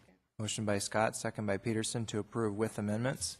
Any discussion? Seeing none, all in favor say aye. Aye. Opposed, motion carries. 64. First reading, ordinance number 5901, an ordinance repealing Chapter 15.40, fences and walls of the Rapid City Municipal Code. I make a motion to approve. Motion by Scott, second by Roberts. Any discussion? Bonnie Peterson. Thank you. I have a question for Brett. Brett, is this one that needs a change also for the first-class mailing? In this chapter... Or was it 63? Yeah, all the repeal sections were just, essentially all the ordinances were moving out of the building code into 17. We had to go back and repeal all the... Okay, so this one doesn't have the confirmation and the issue that we're just discussing about first-class mailing, and I had it marked from this morning, so Yeah, I'm that's... sorry, yes. Yeah, okay, yeah, no, item 64 is the one that was written correctly. Okay, so it's the way we want it with first-class mail and... Correct, yes, ma'am. So we don't need to change it. Okay, thank you.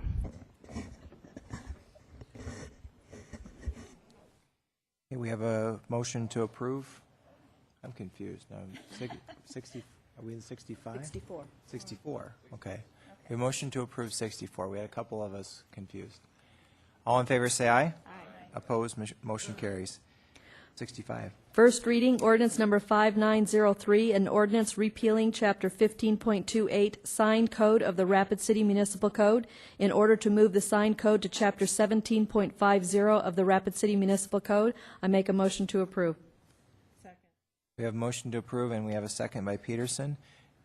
Any discussion? Before we proceed to the vote, I wanted to make a comment on this. I support this ordinance, but in the interest of full disclosure to the community and anyone watching, I think people need to understand that this represents a fundamental shift in how appeals are handled.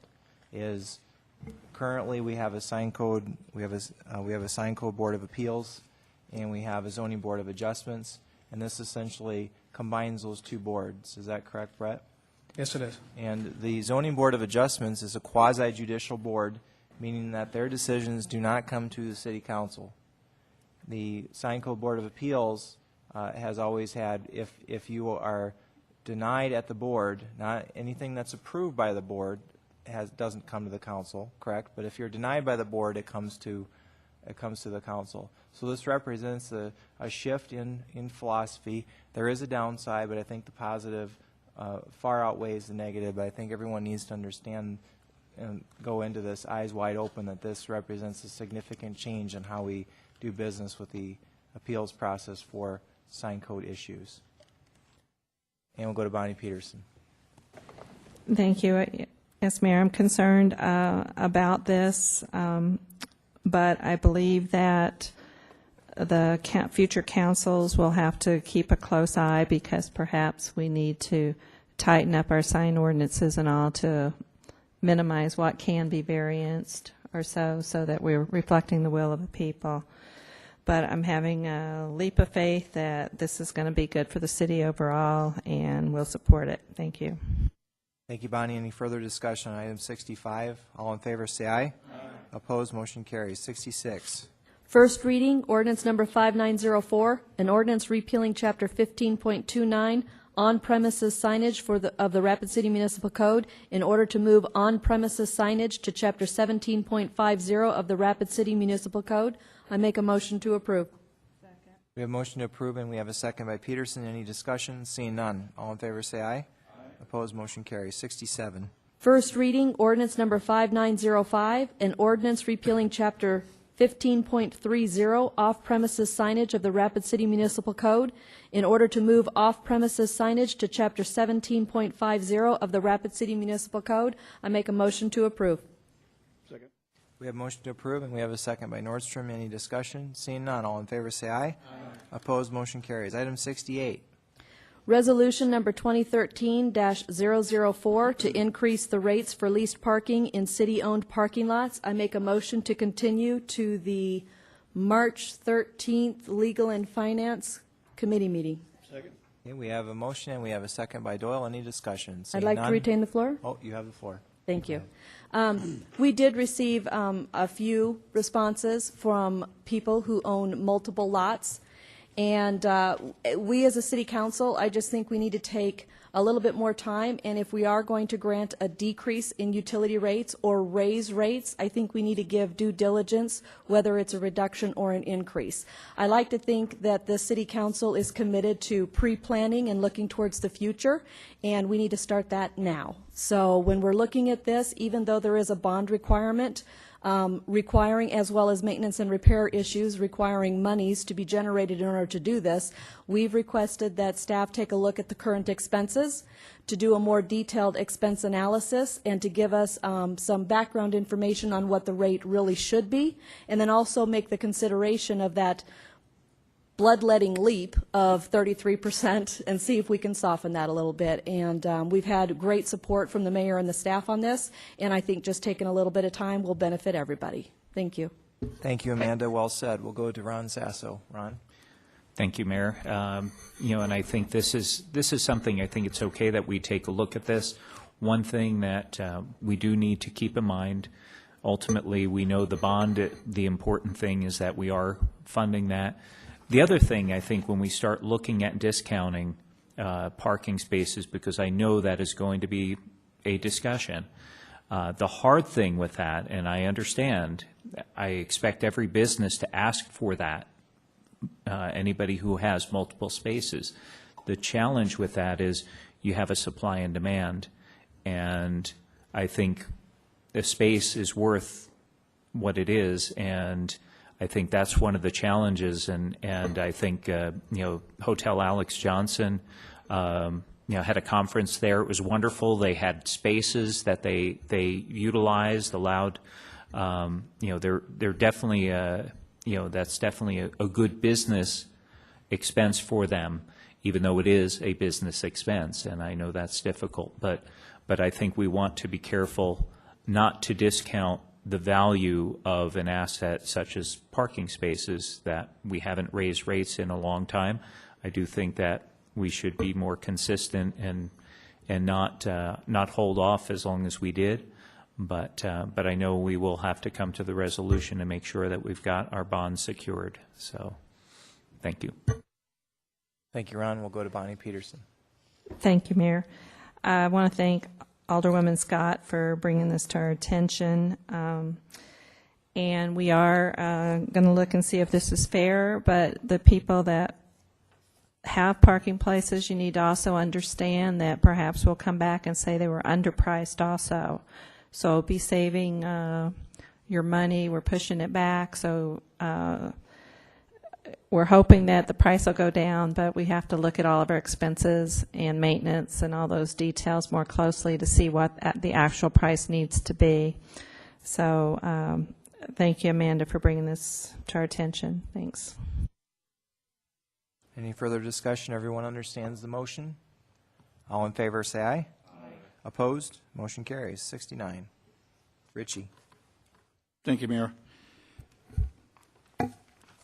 Public Works is item 12913-18.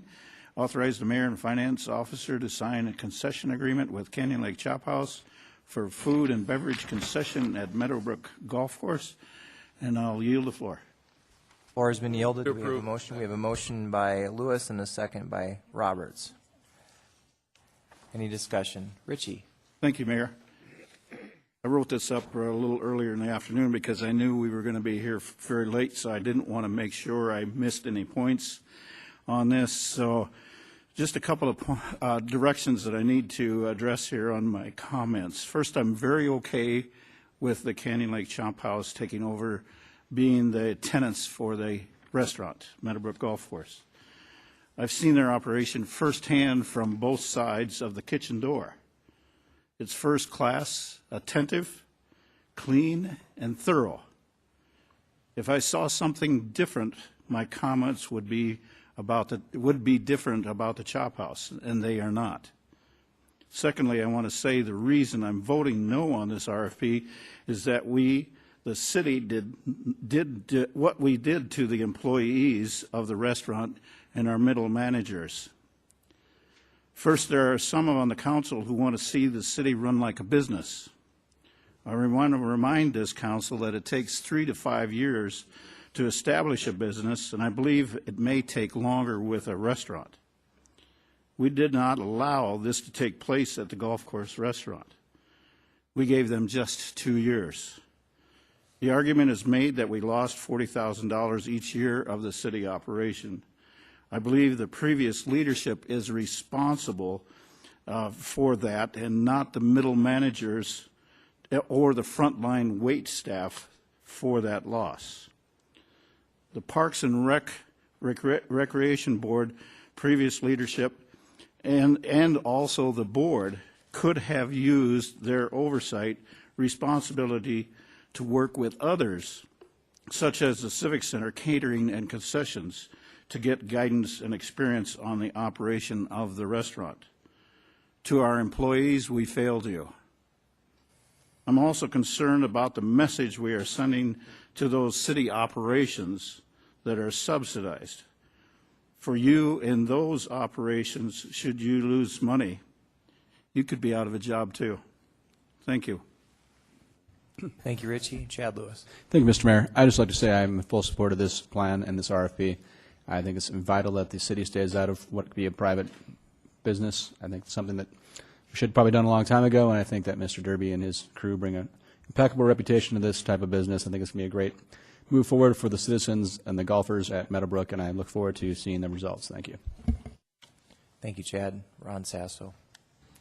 I also am full support of this change. I think this will be very positive.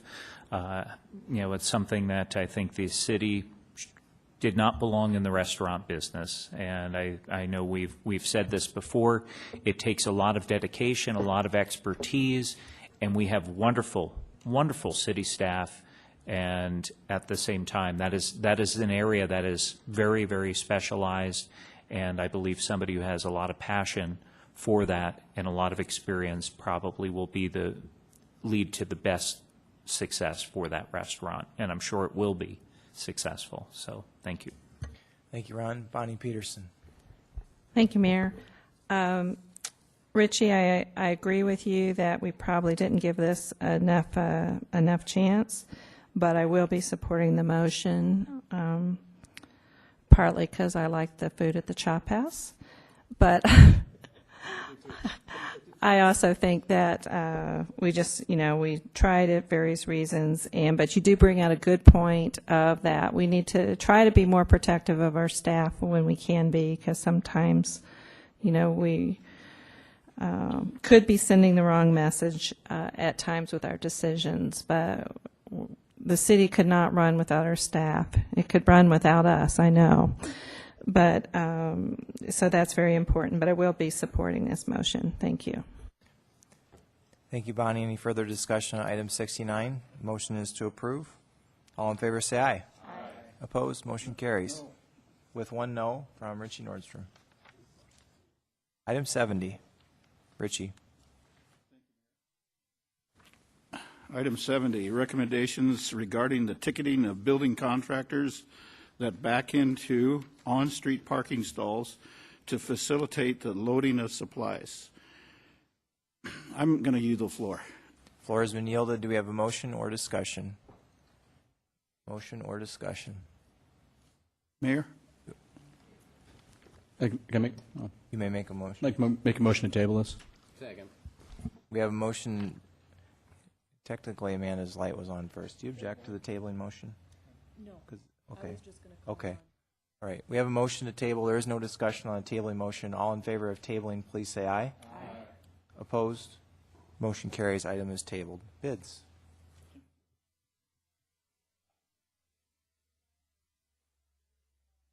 For Meadowbrook and Executive Golf Courses, we received one bid on this from Miller & Sons Golf Cars, and the recommendation is to award the bid to Miller & Sons for $35,488.08 per year, and that's for a 5-year period. By Peterson, second by Scott, and everyone else. All in favor say aye. Aye. Opposed? Motion carries. Next item is for the Arrowhead Drainage Basin Detention Cells 200 and 201 maintenance. We received multiple bids on this. Recommendation is to award to Mainline Contracting in the amount of $41,742.50. We have a motion by Peterson, second by Roberts. Any discussion? Seeing none. All in favor say aye. Aye. Opposed? Motion carries. Final bid is for the Citizen Campus Solid Waste Division Project. We received 4 bids on this, and the recommendation is to refer this back to the Public Works Committee meeting for February 12th. We have a motion by Peterson and a second by Lewis to refer back to February 12th Public Works meeting. Any discussion? Seeing none, all in favor say aye. Aye. Opposed? Motion carries. Thank you. We are now on public hearing items 74 through 79. We have a motion to open public comment. We have a motion by Doyle and a second by Peterson to open the public hearing. Do not have any speaker request forms. Let's see here. Anybody like to remove items 74 through 77 for separate consideration? Okay, we have a motion to approve all 4 items. Motion by Lewis, second by Peterson.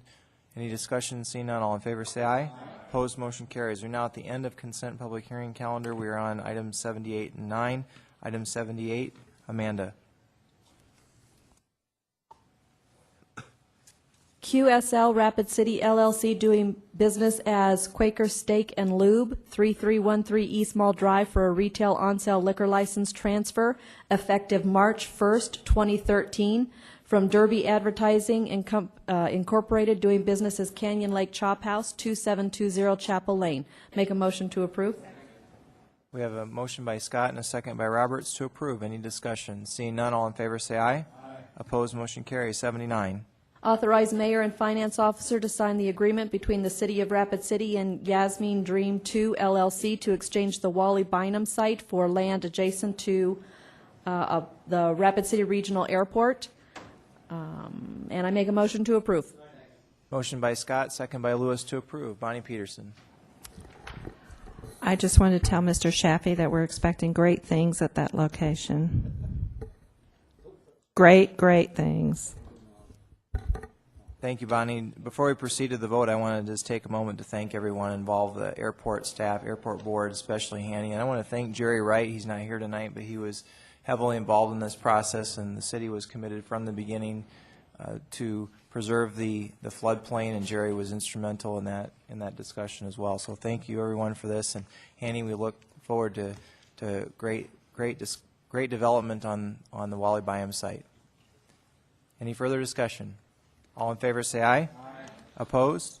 Motion carries. 80. Bill list. There are no additions to the bill list tonight, so the total remains at $5,458,162.47. Motion by Lewis, second by Peterson. Any discussion? Seeing none. All in favor say aye. Aye. Opposed? Motion carries. We have a motion to adjourn. We have a motion by Lewis, second by Scott. All in favor say aye. Opposed? Motion carries. We're adjourned. Thank you, everyone. Have a great evening.